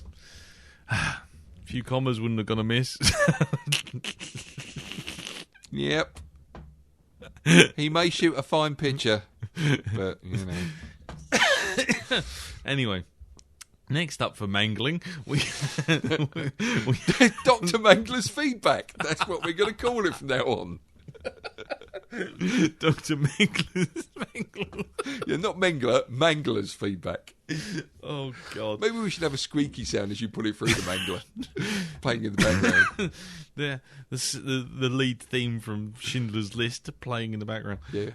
Right, okay. The next piece of feedback is from Gavin J. We haven't sung Gavin J. Riding through the glen. Woo! Gavin J. With his band of men. feared by the poor. No, rich. Loved by the rich, feared by the poor. Gavin J. Gavin J. What the fuck was in that tea? I don't know. We have to think of a proper title for him, I think, and we'll have to do it like the old style Robin Hood TV show. Okay, fair enough. Done by the King Singers. There you go. Right, okay, so he writes, evening chaps, I'll keep it brief because I'm having a shit day and I want to go down the pub. I thought he was going to say I'm having a shit. It's like, please don't tell us that information. Yeah, don't ever tweet while on the toilet. No. Anyway, he writes... Sorry, just you know those things, thoughts come into your head about receiving a telephone call. Hello, what can I do for you? Yeah, do it on Twitter and become a Twitter shitter. Anyway, he carries on. Love Thor. Totally got the feel of the world right. A little campy, not too serious, and the film is a lot of fun. The casting is great. Thor is especially well cast. He suits the character down to a T. Loki just isn't a moustache-twirling evil. He does have a scheme, and it makes him more interesting. And the hammer looked fucking brilliant, as well as the sound effect of thump. It just was great. If they remade Flash Gordon, this is how I imagine it would look. I loved the beginning action sequence, and you could see how awesome Thor was, and holy shit, he kicked ass. Loved the Frost Giants rumble, especially summoning of thunder and flying. Loved how they kept spinning the hammer to fly. Natalie Portman, well, what can you say? She's as wooden as always. Nice to see Agent Coulson getting to do something. I'd prefer to see him quip through the dialogue than Nick Fury turning up and waving his Avengers tattooed cock in our faces again. Talking of discreet appearances, Stan Lee wasn't that bad in this film this time. He only had an annoying dial turn up to 8, so good work on the Marvel team there. There were some funny moments in it, but it didn't feel cynical or knowing, which was refreshing and gave the film, in my opinion, a certain charm that none of the others had. Some of the first half felt a little disjointed. One character says Loki was known for his mischief, but then he's always been solemn and serious every time we've seen him, and that felt a bit untrue to the character. I don't know if there were deleted scenes that show more of this side, but it wasn't in the final version, so it doesn't really count. Looking back, this has to be my second favourite Avengers tie-in, first being Iron Man, but Thor is still pretty much as enjoyable as Iron Man. Just had a bit of a sag in the middle, and the beginning was a little bit bumpy. Okay, that's it from me. Loving the tie-in so far. Peace out, yo. Thank you very much, Gavin. Cheers, man. Cheers, dude. Yeah, I mean, we haven't mentioned Agent Coulson, but he's become one of my favourite characters in it, and especially because of if anybody picks up, I don't know if it's on the DVD, but I know it's on the Blu-ray of Captain America. There is a short film on there. It's one of the things they call Marvel one-shots. There was one on the Thor disc as well called The Consultant, which was very good. Yeah. But this one shows you what Agent Coulson can actually do. Right, yeah. Right? Mm. And it is true that poster with, donut, weapon. Yeah. Knife, fork, weapon. Yeah. Everything's a weapon. Yeah, it's very, very enjoyable. So, yeah, I like Agent Coulson. I like it once he's in there. It's a bit like getting into a swimming pool or a hot bath. Whenever he appears, I go, oh. And then all of a sudden it's like after about 30 seconds I'm kind of like, oh yeah, he's alright, he's okay. But every time I see him, I just keep thinking of the zookeeper from Mr. Popper's Penguins. And I can't get that image out of my head. Is he actually the zookeeper from Mr. Popper? Yes, he is. Agent Coulson, see? He looks after penguins as well. Exactly, in his spare time. Chasing penguins around Jim Carrey's house and slipping comically on ice. Oh, tickle. Yes, exactly. Anyway, on to the next piece of feedback. Thank you very much, Gavin. The next piece of feedback is from Halo Man Lamont, Bob Lamont, and he writes, Dear Lee and Darren, greetings from Jotunheim, or as we up north call it, Yorkshire. Well, I'll try and keep this nice and short for you, as you will probably have spent most of the night making the intro, and by this time you'll be something o'clock in the morning. He knows us too well. Yeah, exactly. I think we've complained about it too much now. Thor is a brilliant film. Sure, some of the stuff you Sure, some of the stuff you are asked to believe, like Asgard being on an island in space, where the fuck is the air and water coming from and going to, is silly, but you just go with it and you find yourself having a lot of fun. The sets, special effects and costumes for Asgard sections are wonderful. They look like a live-action role-player's wet dream, and I have to admit that I really think it works well like that. The sections in Asgard are my favourite in the film because they are so over the top. I tend to find stuff on the Earth rather boring by comparison, if I'm honest. The Hawkeye scenes felt a bit forced, in only so that we could see the character and so the character can have an on-screen appearance before the Avengers. Probably, because they were. Okay. The scene at the end, while interesting, can only be put in context if you see Captain America, at least to a novice comic fan like myself. But I think the film's main strength is Chris Hemsworth as Thor and Tom Hiddleston as Loki. Thor at the beginning of the film is a complete prick. Not only that, but he also is manipulative as Loki, as he's one to sweet talk the rest of his friends into danger by going to the land of frost giants. But with his banishment, Thor learns how to be humble and really goes on a journey that you can actually see on screen. Hemsworth does a bang-up job portraying both Thors. Loki also has a very good story arc, and I have to admit that I did not see his plot twist coming. We also see that Loki isn't a villain just for the sake of it. At first it's just to keep his prick of a brother off the throne for a while longer, then it's to impress his family and the people to make it clear that he could be a good king. If anything, you could say that Loki is a tragic villain. Like Thor, you really can see Loki's character's arc on screen, and like Hemsworth, you can really see Hiddleston acting his socks off on the part. Special mention also goes to Anthony Hopkins as Odin. All in all, I would say that Thor isn't a perfect film, but it's a fun one. And if I'm honest, it's my favourite of the bunch, mostly because it's not much of what it seems rushed, and there isn't much Avengers stuff forced into it. Well, lads, I'll leave you to gradually fall asleep as I'm guessing the hour is running late. See you next week when the Blackdog chases the Star-Spangled Shield like a frisbee. Bob Lamont. Thank you very much for that, Bob. Yeah, cheers, Bob. Yeah, everyone does act very well in it. I have to say, I think Hiddleston's acting is very good, but like I say, it kind of works to his detriment when it comes to him being a villain. It's just like you could just watch like an hour of Loki being slightly mischievous, and I'd be quite happy with that. He's really a good actor, and so is Hemsworth. Hemsworth's got the charm in spades.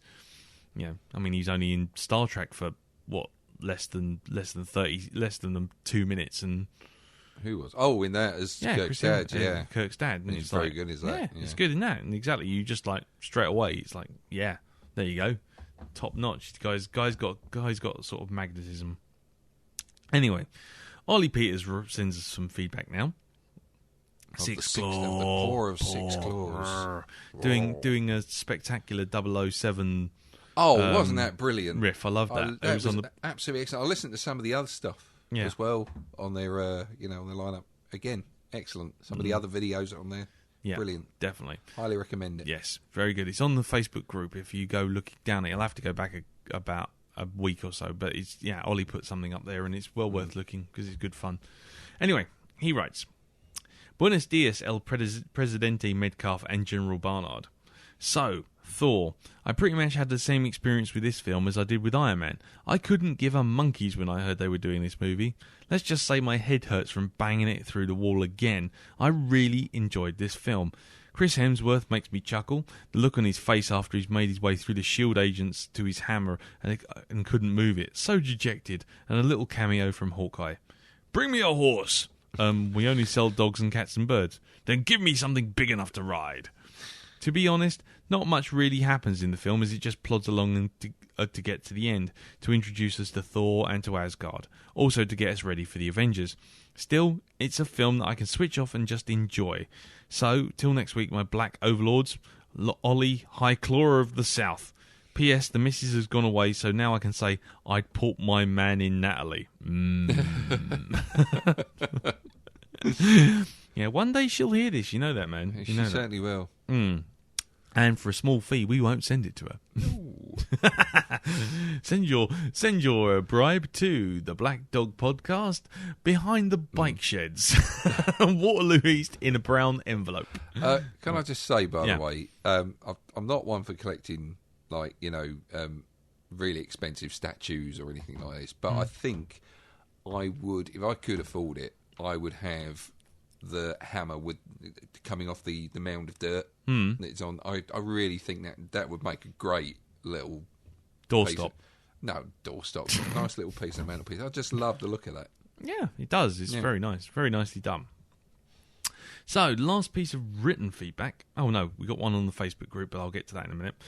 Is from Adrian Saunders, Mighty Zim on Twitter, and he writes, "Right, better be quick as it's late in the day to be It's a bit late in the day to be sending in feedback. Thor loses something on the small screen. Its epicness is reduced. The performances of Hopkins, Tom Hiddleston, and Chris Hemsworth are pretty good, and it's just the little niggles that let it down. The film is way too rushed, with Thor learning humility and apparently falling in love by simply doing washing up before being crushed by the Destroyer. Mind you, right now I'm enjoying the deleted scenes. Next, Captain America." Thank you very much for that, Adrian. Short to the point. Short to the point. In and out. Right, so the last piece of feedback is on the Facebook group. Ollie put on the Facebook group, as we're looking at it now.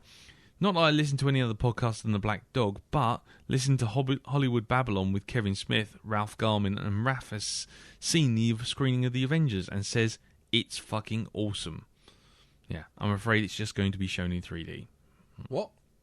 Anyway, don't know. No, it's not just going to be shown in 3D, because Bexley Heath are showing the 2D version. Or they're just showing one half of the 3D projection. I think so it is, yeah. Well, the other half has been stolen by the local populace, but there you go. Anyway, the last piece of feedback is on the Facebook group, and it's from Stephen Moody, sorry. And he writes, "Meant to send you some feedback, but I left it on the work computer." Right, okay.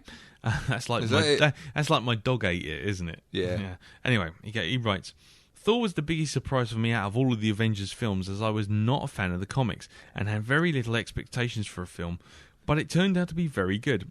Can't speak of how well it follows the comics, but it's still a good story, good humour, and just a fun movie to watch. Looking forward to the Avengers movie when it comes out now." There you go.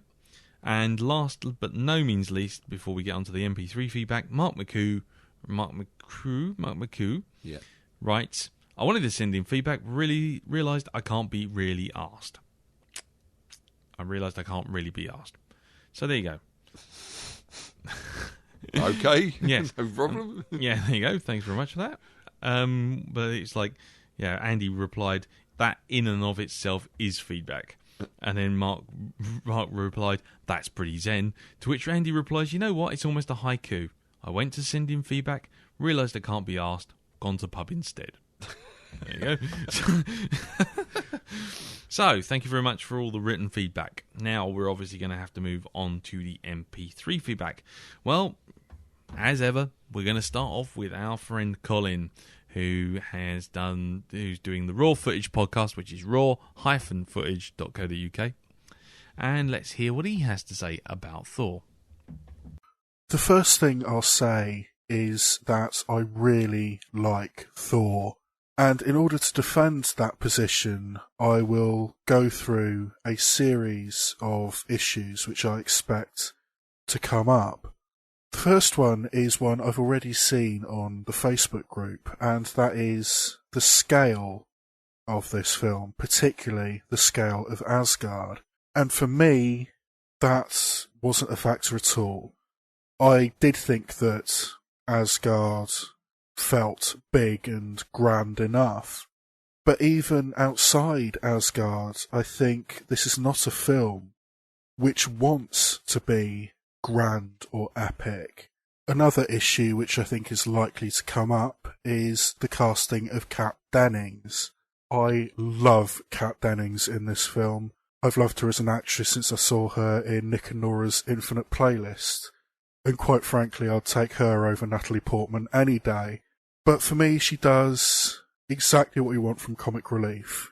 She sits in the background looking extremely pretty, and then when she's got something to say, she says it, and it's very, very funny. that is exactly what you want from that role, and Kat Dennings pulls it off perfectly. So I think she was a grand addition to Thor. And I'm sure the inclusion of Jeremy Renner playing Hawkeye will also garner some criticism. But again, I don't have a problem with it. It doesn't shove the Avengers agenda down your throats. This is a major S.H.I.E.L.D. operation, so there is a perfectly legitimate reason why Hawkeye would be there. And it's just a nice little nod. For the most part, the criticisms I'm sure will come towards Thor, I really don't have a problem with, and I love this film. And that's because this is a very different film from the other ones in this Avengers build-up. This is not a film which attempts to be grand or epic in scale. This is a smaller film in a lot of ways. I mean, instead of Ironmonger or the Incredible Hulk smashing up New York or Whiplash smashing up Monaco, here we have one robot and 5 quasi-superheroes smashing up a tiny town in New Mexico. That is the approach that these filmmakers are going with, and I think it was telling that Kenneth Branagh was chosen to direct this film.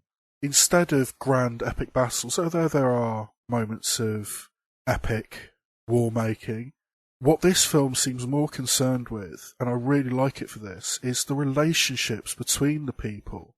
It's almost Shakespearean, which is why Branagh, I think, was a good choice. It's all about the relationships between brothers and the relationships between fathers and sons, and having to realise that you are not invincible and you are not infallible. It's all about the emotional journey. I think it's all pulled off really, really well, particularly by Tom Hiddleston, who I think is outstanding as Loki. Having said that, I'm not sure that the central relationship really works between Natalie Portman and Chris Hemsworth. I can completely understand why Natalie Portman would fall for this mysterious hunky man, but I'm really not sure where the reciprocation comes from. There doesn't really seem to be a good enough reason why Thor falls for this scientist. But that's a minor criticism in an otherwise great film. And it's great because it does rein it in a bit. It does downplay the scale of the film. And for me, that works. Right, thank you very much for that, Colin. Yeah, cheers, Col. Yeah, so I think he's completely gone with taken with it. I think so too. Well, except for the central relationship with Natalie Portman, but I mean, I kind of see the only way I look at it with Thor falling for her is that he sees her as a pet. But no, I don't know. I'm being facetious, but no, little pet Natalie Portman. Yeah, stick her in your pocket. Okay. Anyway, well, thank you very much again for that, Colin. And the next piece of feedback is from Chris Johnson. And we shall hear what he has to say about Thor. Get it on. Hello, Lee and Darren. Let's get straight down to it. I've just missed the bus and I've got to walk home. And I'm knackered. So here we go.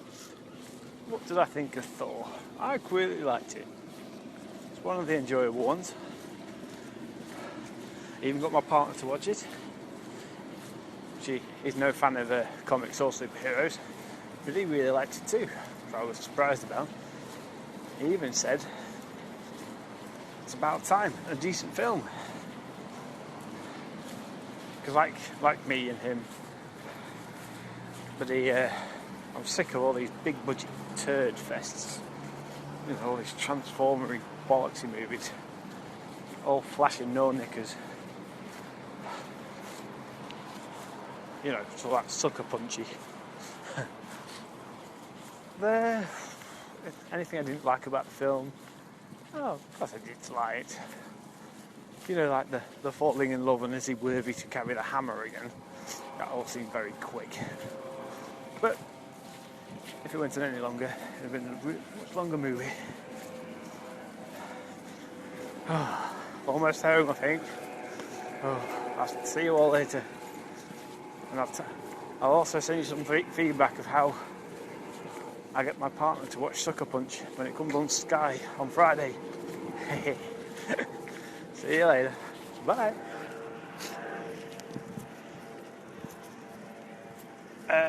How did you turn this thing off then? Well, he did turn it off. That's good. Eventually. And he managed to send that to us via email, so I assume that he did make it home, because it sounded a bit like, when I listened to it, just as we were putting it on, I suddenly thought, that sounds like when they're talking in American Werewolf London, walking across the moors. You got this growling sound in the background. Yeah. So anyway, thank you very much. And I was very tempted to stick the Littlest Hobo over the top of that. There's a voice that keeps on calling me. Down the road, there's a... Littlest Hobo in London. Anyway, thank you very much for that, Chris. Good luck with getting your partner to watch Sucker Punch, and may God have mercy upon your soul. It could not be, they may not be your partner for very much longer after that. No.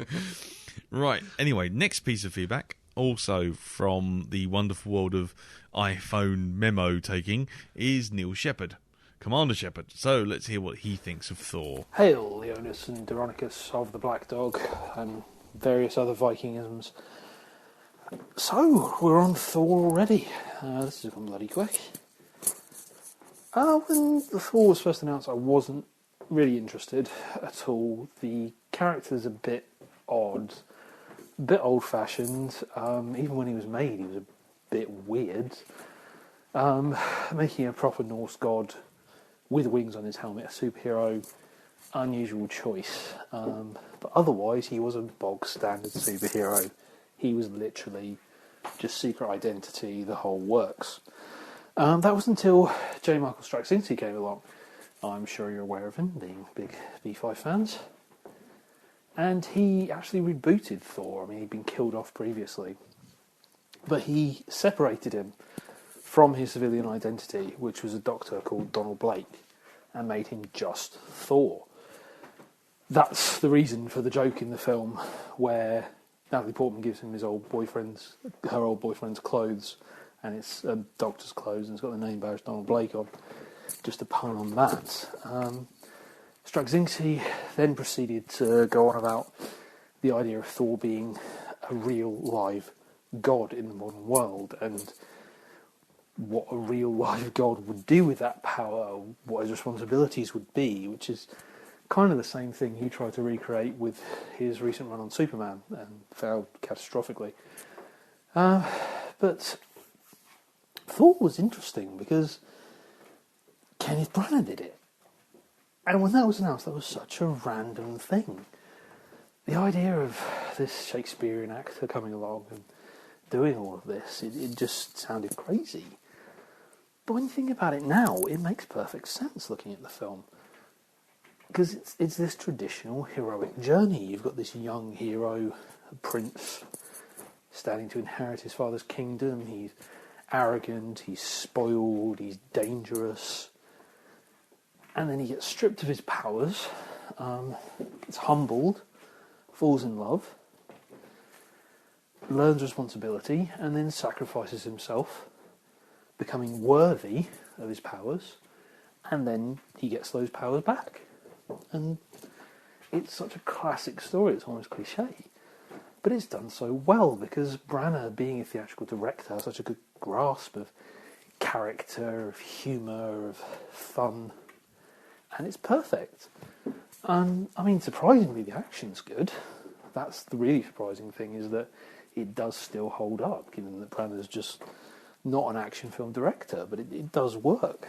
But what really holds it together, I think, is the scene in the cafe really early on. I mean, Chris Hemsworth is a genius. I mean, how fucking lucky is this bastard? Not only is he a superhero, he's Captain Kirk's dad, he looks like that, and he's a fucking good actor too. That is not fair. he basically comes in, and right from he just gurns that shit-eating grin into the camera phone, and you're just like, he's going with this. This is fun. But there are worries there as well, because it would have been so easy to go down this tried and trusted person out of time shtick that would have been absolutely awful. And you worry he's going to go there when he smashes the glass and demands another, and you think, oh God, I've seen this romantic comedy somewhere. But that's not where it goes. Thor apologises. He's intelligent enough to realise he's done something wrong. He's nice enough to say he's sorry. And they still get a laugh out of it. It works, and it makes the character likeable. Now, the other characters, there's not really much to them. There's a few laughs here and there. They're not very strong, but there's just enough to entertain. There's Stellan Skarsgård's in there. He's always good and probably deserves better in this role, but you know. And it all just goes really well. I mean, Portman's always good. And then there's obviously Loki. Unexpected sex symbol, I think. Apparently he's very popular with the ladies. Weirdly, more so than Chris Hemsworth, actually, which is just bizarre. But he's great, and his interplay with Thor has just got such a dynamic. And like I said, you can't just put that down to the actors. You've got to give Kenneth Branagh credit for doing that. The man's a genius. And that's what makes it such a shame that he's not coming back for the second one. You can see why he didn't. It's not really his bag. It was a bit of a fun experiment, but done with now. And time will really tell whether Whedon can carry that humour and personality and everything that made Thor good over into the Avengers. Guess we'll find out in a couple of weeks. And I will speak to you guys next week for a long rant about what's wrong with Captain America. And I shall look forward to that. Yes, Captain America. I think it's going to be an interesting one, Captain America. But, yeah, I didn't know the Donald Blake thing. Oh, I did. Smart arse. What? Oh, I see, because I know something you didn't. I'm a smart arse. Yeah, that's right. I'm the smart arse in the group. That's the roles. Yeah, Donald Blake used to change into Thor he had like a walking stick that used to smack into the ground, and then it would turn into the hammer and he would turn into Thor. Right. So that's where the Donald Blake character comes from. Ah, okay. Well, so he was blessed with the persona of Thor. Okay. Well, okay. And then Straczynski, obviously, he turned up as the first guy trying to lift the hammer out. The guy in the bar later on, it's like, where did you see this thing, this satellite? Slap on his back. So, there you go. Anyway, thank you very much for that, Neil. Yep. Cheers. Neil obviously does the blog, Day HW Stood Still, which is kind of going through a bit of a format revamp, I think, very, very soon, if not right now. Right, I suppose we're going to have to see who else we've got on the list, because we've got a few more. Right, okay, we have our friends from the States, Melissa and Sean. So, Melissa, Sean, you have the floor. For Thor. It rhymes, or something. Oh, I'll just press this fucking button. Hey, Lee and Darren, it's Melissa. And Sean. And this is our feedback for this week's Avengers film, Thor. Yes, Thor, the Norse god of thunder. Heck yes. I guess we'll just get right into it. Although I'll start by saying that this is the second time I saw this film, but for all intents and purposes, it really kind of was the first time. Seeing as the first time I actually saw this, I was under the influence of some heavy-duty sleeping pills, and I remember, I think, about the first 3.25 minutes of it. Yeah, but she, in her let's just say, Fubar? In her high state, she was very excited by the film, enjoyed it quite a bit last time. So I was very curious from an experimental point of view, from a scientific point of view, to see how she would enjoy it this time. And I can say that sober as a judge, I fucking loved it. Yeah, I thought it was a good movie. And it's funny because I didn't expect to like it as much as I did. I remember feeling that last time, and then this time was curious to see if I'd still like it, because it's different than Iron Man, which is set in quote unquote a real in reality. And that was one of the things I liked about Iron Man. And here you have Thor, which is he's like a demigod. He's from another world. But you know what? It works. They make it work. They take religion and science and mythology and kind of make a case for it being one, and it being it being a real thing. It's about as realistic as it could possibly be when you're melding reality and science and religion and myth and all that stuff. So I thoroughly enjoyed it. I thought that unlike Iron Man 2, where I felt that the addition of the people from S.H.I.E.L.D. kind of took away from the film, I felt that they were handled appropriately. They fit with the story. Yeah, because in Iron Man 2, it just seemed like, okay, here's this story about, Tony Stark and his progression, and, oh, by the way, here's S.H.I.E.L.D. Yeah, we conveniently worked them in just to let you know there's an Avengers movie coming. But, right. But here they served a real purpose to the story. Yeah, they came in appropriately, and they meshed in with the rest of the story. Yeah, so I really did enjoy this one. I'd say that I didn't enjoy it as much as Iron Man is still at the top. As of now, we haven't done Captain America yet. I'm not going to tip my hat as to where I think I'm going to finish on my list, but right now my list is Iron Man, Thor, Iron Man 2, Incredible Hulk. And I'm thinking Thor may have just very slightly edged out Iron Man. I'm not sure. Really? I'm not 100% certain yet, but okay. I think it's honestly one of the best superhero movies I've ever seen. And it's a film that I think could stand on its own. You have a little bit of exposition at the beginning, as far as giving, Thor's backstory, who he is, where he comes from, but all that could stand completely on its own if it needed to.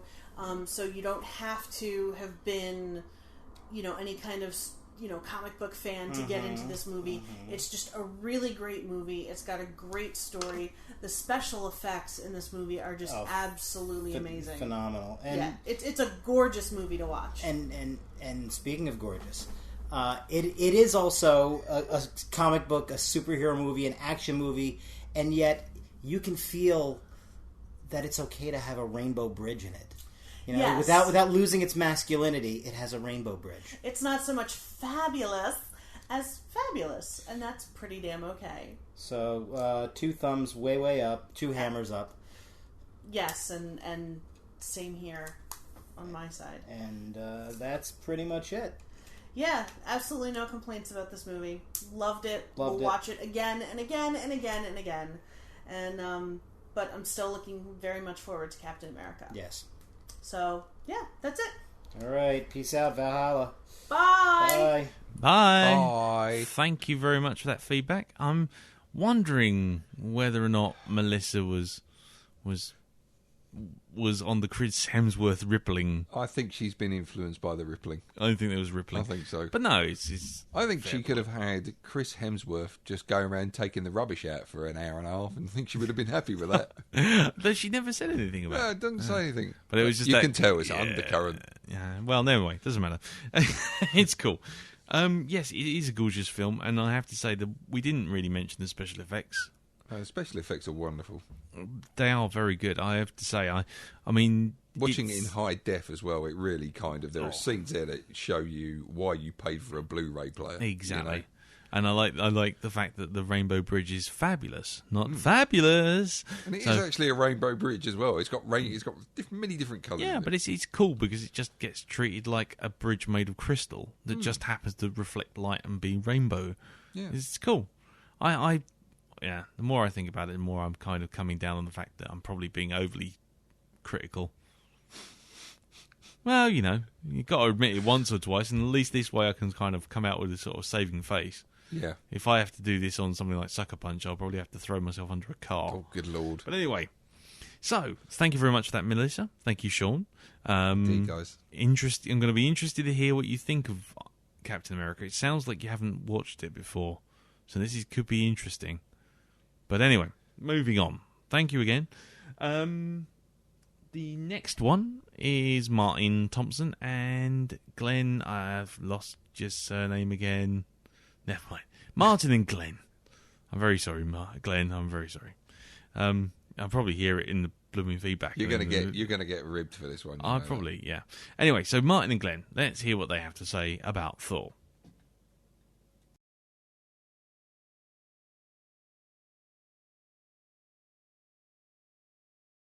Hello there, Lee and Darren. I am Martin, son of Ivor. And I'm William. Right then, this week, Thor. Not seen it before. How about you? This would be my second viewing. It's probably the least of all I was looking forward to because of all the sort of Norse mythology stuff and that. I don't know. Can't say it really interested me a bit. But obviously, since we've been doing these films, again, they've all just been so enjoyable that I've heard such good things about it that I really wanted to see it. I'm still a bit in two minds about it. I'm really not sure what to think about it. I enjoyed it definitely, and it looked absolutely brilliant, didn't it? Yeah, sort of visually, there wasn't any sort of stick out that's a bit shonky effects. The Rainbow Bridge was well done. Oh, it was lovely. It was, from the comics, it was actually just like a rainbow, whereas with this, it looked like a sort of a combination of sort of magic and sort of like a kind of rainbow ice, wasn't it? It was Thor spending a lot of time on Earth. He didn't seem to spend that much time on Earth in the end. I just wonder how he's going to get back for the Avengers. He thought he would have found a way to get back down and stay there. What's the gatekeeper's name? The what? The gatekeeper. The guy. I have no idea. Something long and Norsey. The big back dude with the sword. Idris Elba. Well, like he does speak with him and says that there are many ways to get to and from the points. I like as well the idea of the hammer sort of being caught in there, a bit like the sword in the stone. I thought that was a lovely little aspect of it. Yeah, the hammer. My one problem with the hammer is whosoever hold the hammer, will become Thor. Near death, the hammer goes to him, and I suppose with that you have like the dramatic thing, but he doesn't. But Odin's, is it a little bit of Odin's will though, isn't it? Because he sort of starts crying, doesn't he? Odin's, was it perhaps a little sort of might have been something part of Odin's part? Anthony Hopkins was quite good actually. I really enjoyed him. He does Odin. I don't know about Loki though. I did think in the villain stakes, he's an all-powerful god, but he didn't seem to do. It feels, I think he's suffering from first part syndrome. It feels a lot of setup, and it just feels it didn't really let loose for me. Well, Loki's sort of going from the comic books. I think the majority of them, even the revamps, he's although he is all powerful, or not all powerful, but although he is powerful, he's more a manipulator and sort of more a man in the shadows. Oh yeah, much like the bit at the end, which I really liked. I thought it was a bit creepy, quite creepy. Like to see the outcome of that, especially like the Destroyer as well. I thought that was very realised, and there's that wonderful line from the agents. Is that one of Stark's? It's a lovely little tie-in. I said you as well, didn't I? For some reason, it reminds me of Superman 2. That's why setting that in sort of semi-deserted town. Yeah, and the trio, a bunch of people from another world walking in, I'll say aliens, but it doesn't seem to drag. No. It sort of has a nice balance between the Asgard and the Earth areas. I keep wanting to see more of Earth though. Every time we flip back to Asgard, I want to see more Thor on Earth. But I think that's just my personal preference, I think.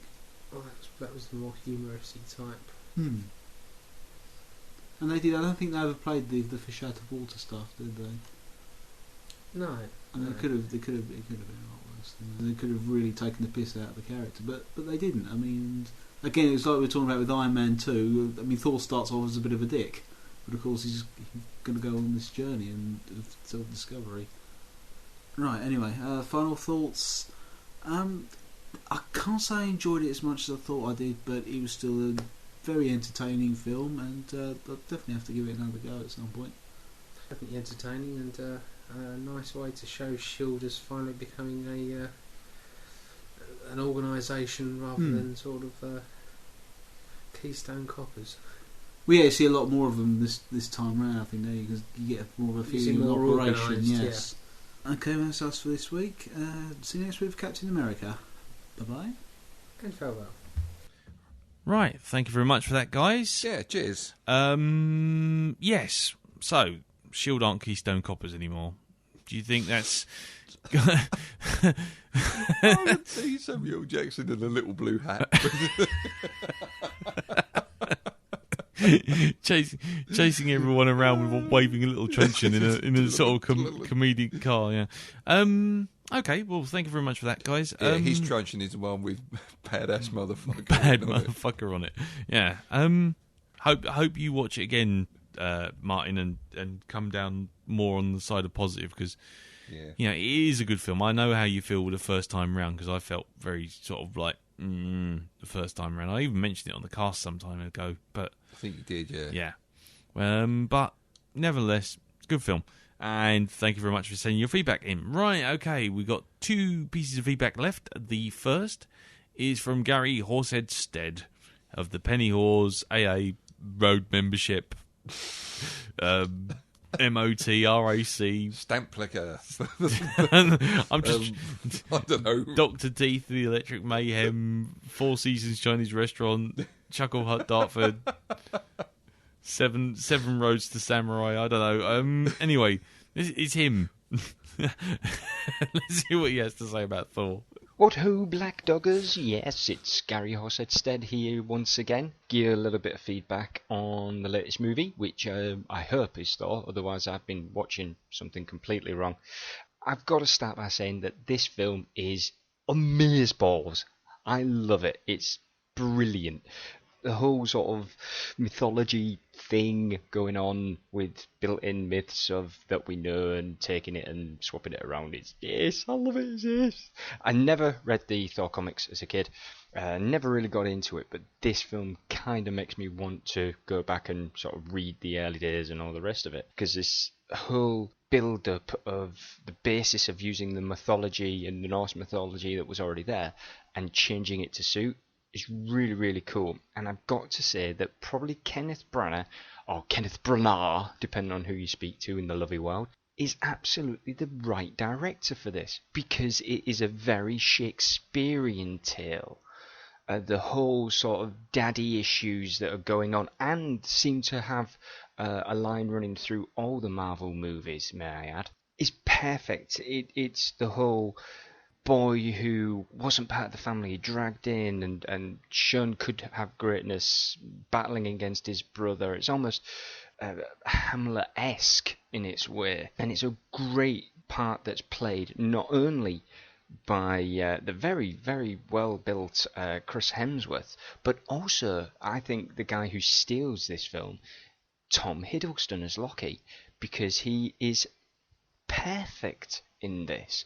I've seen him in Wallander along with Kenneth Branagh, and he was great in that. But this film really shows how good an actor he actually is. The little nuances he gives are just excellent. I'd just like to say as well that Natalie Portman and Kat Dennings, tasty sandwich. So yes, the rest of it, the visualization of Asgard, the whole story with the frost giants, the FX, everything I think is on a par with Iron Man, which currently is the top sort of Marvel movie that I think we all agree on. Everything is perfect, and it just flows so well. There doesn't seem to be any real wheat or chaff, should I say, in this movie. It just flows perfectly. Apparently, there were a lot of problems with Idris Elba playing Heimdall because he was black. Well, do you know the people who say that? Well, he isn't, like, black in the comics. Do you know what I say to you? Fuck you. Go fuck yourself on a rusty spike because you know nothing. What does it matter? Oh my god, the Norse gods went black. Who the fuck knows? It's mythology. Who cares? Go grow up.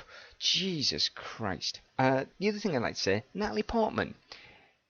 This romance is obviously better than it was in Attack of the Clones. but it happens too quickly. That's the only real downside I can see from this film, is it just seems to appear out of nowhere. 1 minute she's backing into him and running him over, next minute she's giggling like a little schoolchild. But it is fun to see, and it feels more natural in a way in this. Chris Hemsworth, the whole sort of fallen prince thing was just perfectly played. His cockiness at the beginning through to accepting that he's not the wisest person out there and needs to learn to be king, how to deal with people, how to make the right choices when it needs to be. Greatly played. Overall, the only thing I'd say is that the romance, sort of jumping back, with Sif is more believable, Jamie Alexander, than it is with Natalie Portman. You can see there's a whole build-up, and maybe that will play a part in subsequent sequels, I don't know, but either way, it was just really, really greatly done, and again, little nuances between them were just excellently played. Overall, this is a great film, and that's all there really is to say it. I guess I better just go and stop waffling. Well, this is Gary Horsedstead, winner of the annual Titanic ice carving contest, defender of the Moffat faith, and member of the Electric Mayhem and the Penny Horse, saying adieu to you and to you. Thank you very much for that, Gary. Cheers, dude. Yes. And yes, Kat Dennings. Sorry, I prefer the Natalie Portman, and I go on the chud.com forum, and they mentioned her a couple of times, and a few posts have come up with pictures. And have it's they like, now? Yes. Special pictures. Yes. Special people. Yes. Exactly. Anyway, but yeah, the whole romance with Natalie Portman is too fast. I think we've kind of mentioned that, haven't we? Yeah. So, but the one thing we did miss out was the whole controversy with the Black Heimdall.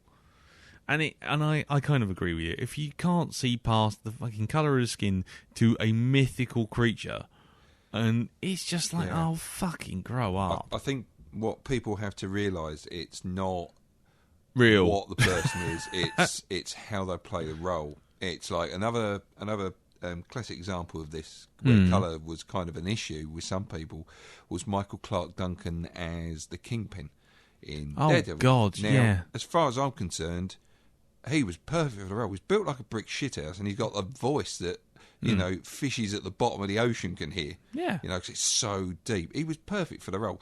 And anybody that knows anything about the Kingpin is not fat. The whole thing of his body is just pure muscle. Yeah. That's it. So, you know, and he's you know, he looks the part as far as I'm concerned. It's totally believable as the Kingpin. Exactly. Even, you know, the rest of the film might not have been to everybody's cup of tea. I thought they got at least that right.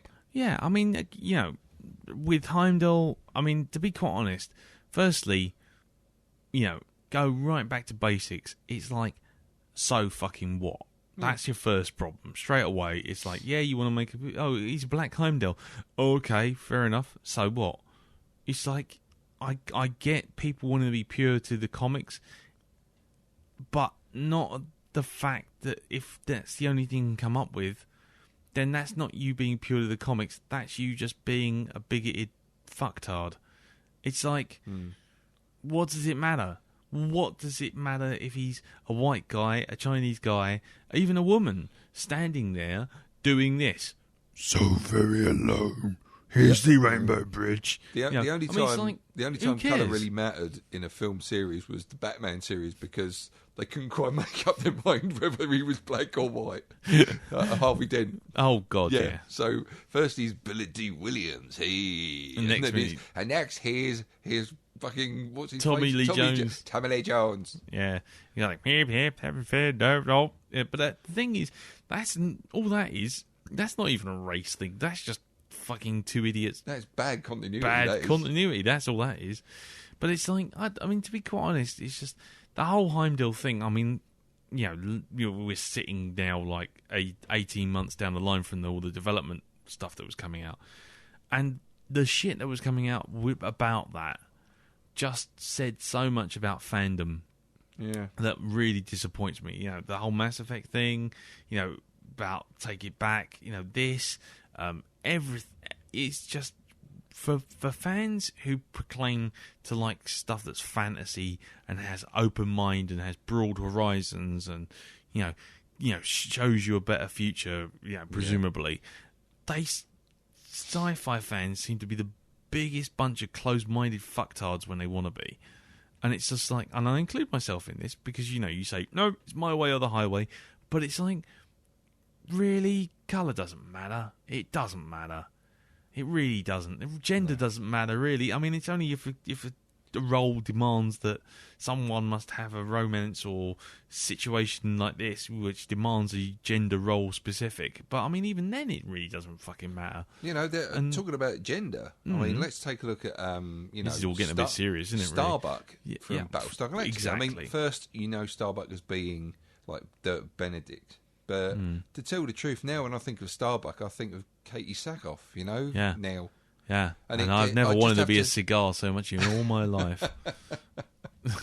It takes a little bit of effort for me to remember that, hold on, originally it was Dirk Benedict. Exactly. And I just think, all that stuff that was just kicking off at the time, it's just like, oh, fuck off, you closed-minded fools. If anyone really thought that made such a difference, needs to fucking just get out more, see the world, realise there's actually something going on other than other than the comic, which is printed in black and white about a made-up thing. It's like, God almighty, just get a grip. Anyway, sorry, that was all going a bit... Wow. Yeah. Yeah. The human rights movement moved on fucking years ago. Why don't you fucking comic book loving nerds? Anyway... oh, sorry, gone off one again. Sorry, it's like Tourette's. He's just kind of firing off. Anyway, let's just finish now with a nice cup of audible Horlicks.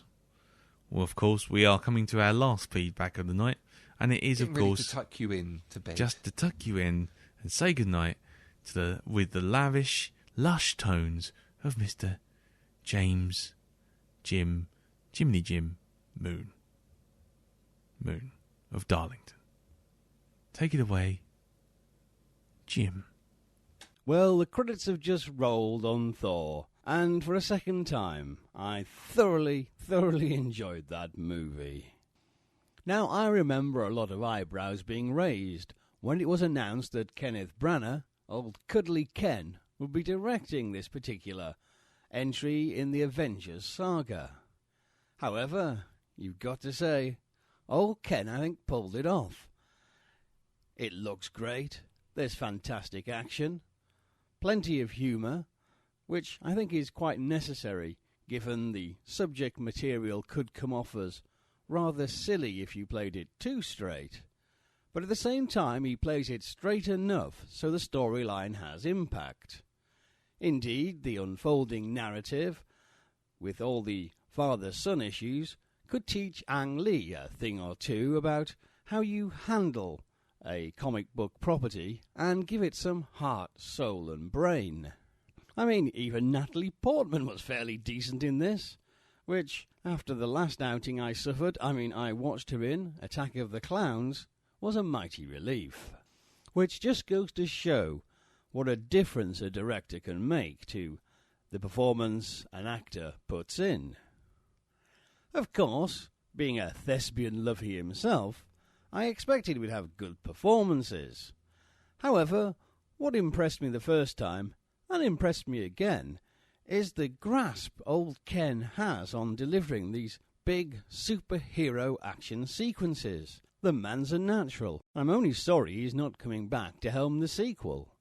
Now, I know some people say it sags a bit in the middle when Thor's lost his powers. However, I think there's enough humour in these sequences to carry the movie through. And secondly, even a depowered Thor can still kick some serious ass. And overall, pound for pound, we get a lot more superhero action out of Thor than we do in most first outings for a comic book hero. Normally they save it for the final third, when the character finally becomes the hero properly. However, here we kick off with a rumble in Asgard, and there's plenty of fisticuffs and sweeping cosmic vistas in between the final big showdown to keep everybody happy. Well, most people happy, that is, anyway. Now I understand that some people wanted more of fully powered Thor flying about and twatting things with his hammer, and I'm the same.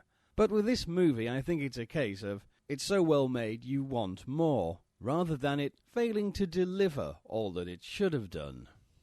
Admittedly, it's not high art, and many of the plot conceits are well-worn and very familiar. But that's how it should be, because Thor is a retelling of mythic themes in superhero costumes, and Branagh pulls it off well. Whereas, as a comparison, Jim Cameron in Avatar was trying to riff on similar hoary old material and capture the spirit of an old-fashioned jungle adventure, but made it too obvious, and the plot felt thin. Whereas, with Branagh's handling of the journey of the hero in Thor, it's done with charm, humour, wit and depth. And although it's very predictable, it's entirely satisfying. Thor's a film that, on both occasions, I've watched with a huge helpless grin spread across my chops, and afterwards wanted to jump about the room wearing a red blanket and twatting things with a big rubber mallet. And that's the result I think anyone making a superhero film should be aiming for. Thank you very much for that, Jim. Yes, indeed. Thank you, Jim. Though I have to say, if everyone's aiming to run around with a big cape and hit things with a big rubber mallet, I think we should. I think someone owes a lot of money to Timmy Mallet. But yeah, no, sorry, I'm being facetious. I'm terribly sorry. No, I think he's got a point. Jim's on the money as ever. Yes, he is. I really don't know why we stick a 2-hour cast in front of this. In front of his. Stick him on. just put his feedback on. This is what we think. We could be called Hypnodog. Hypnodog. Yeah. All hail the Hypnodog. But anyway. So you can hear Jim as ever on Hypnobobs, on hypnogoria.com, on iTunes, and on geekplanetonline.com. Thank you again, Jim. Thank you to everyone for the feedback. Thank you to everyone who's still listening at 2 hours and 20 minutes.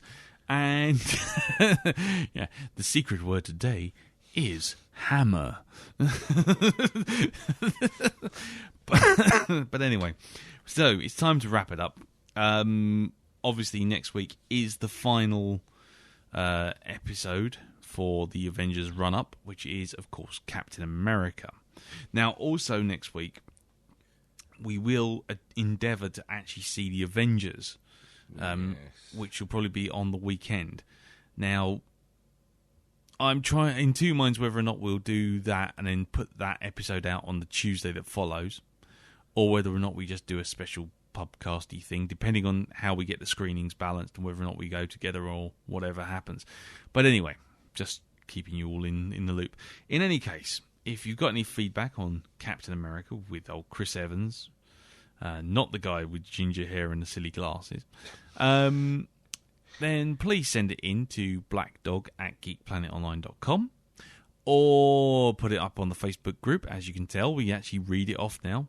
Not always that successfully, but we do it. So that's the Blackdog Podcast on Facebook.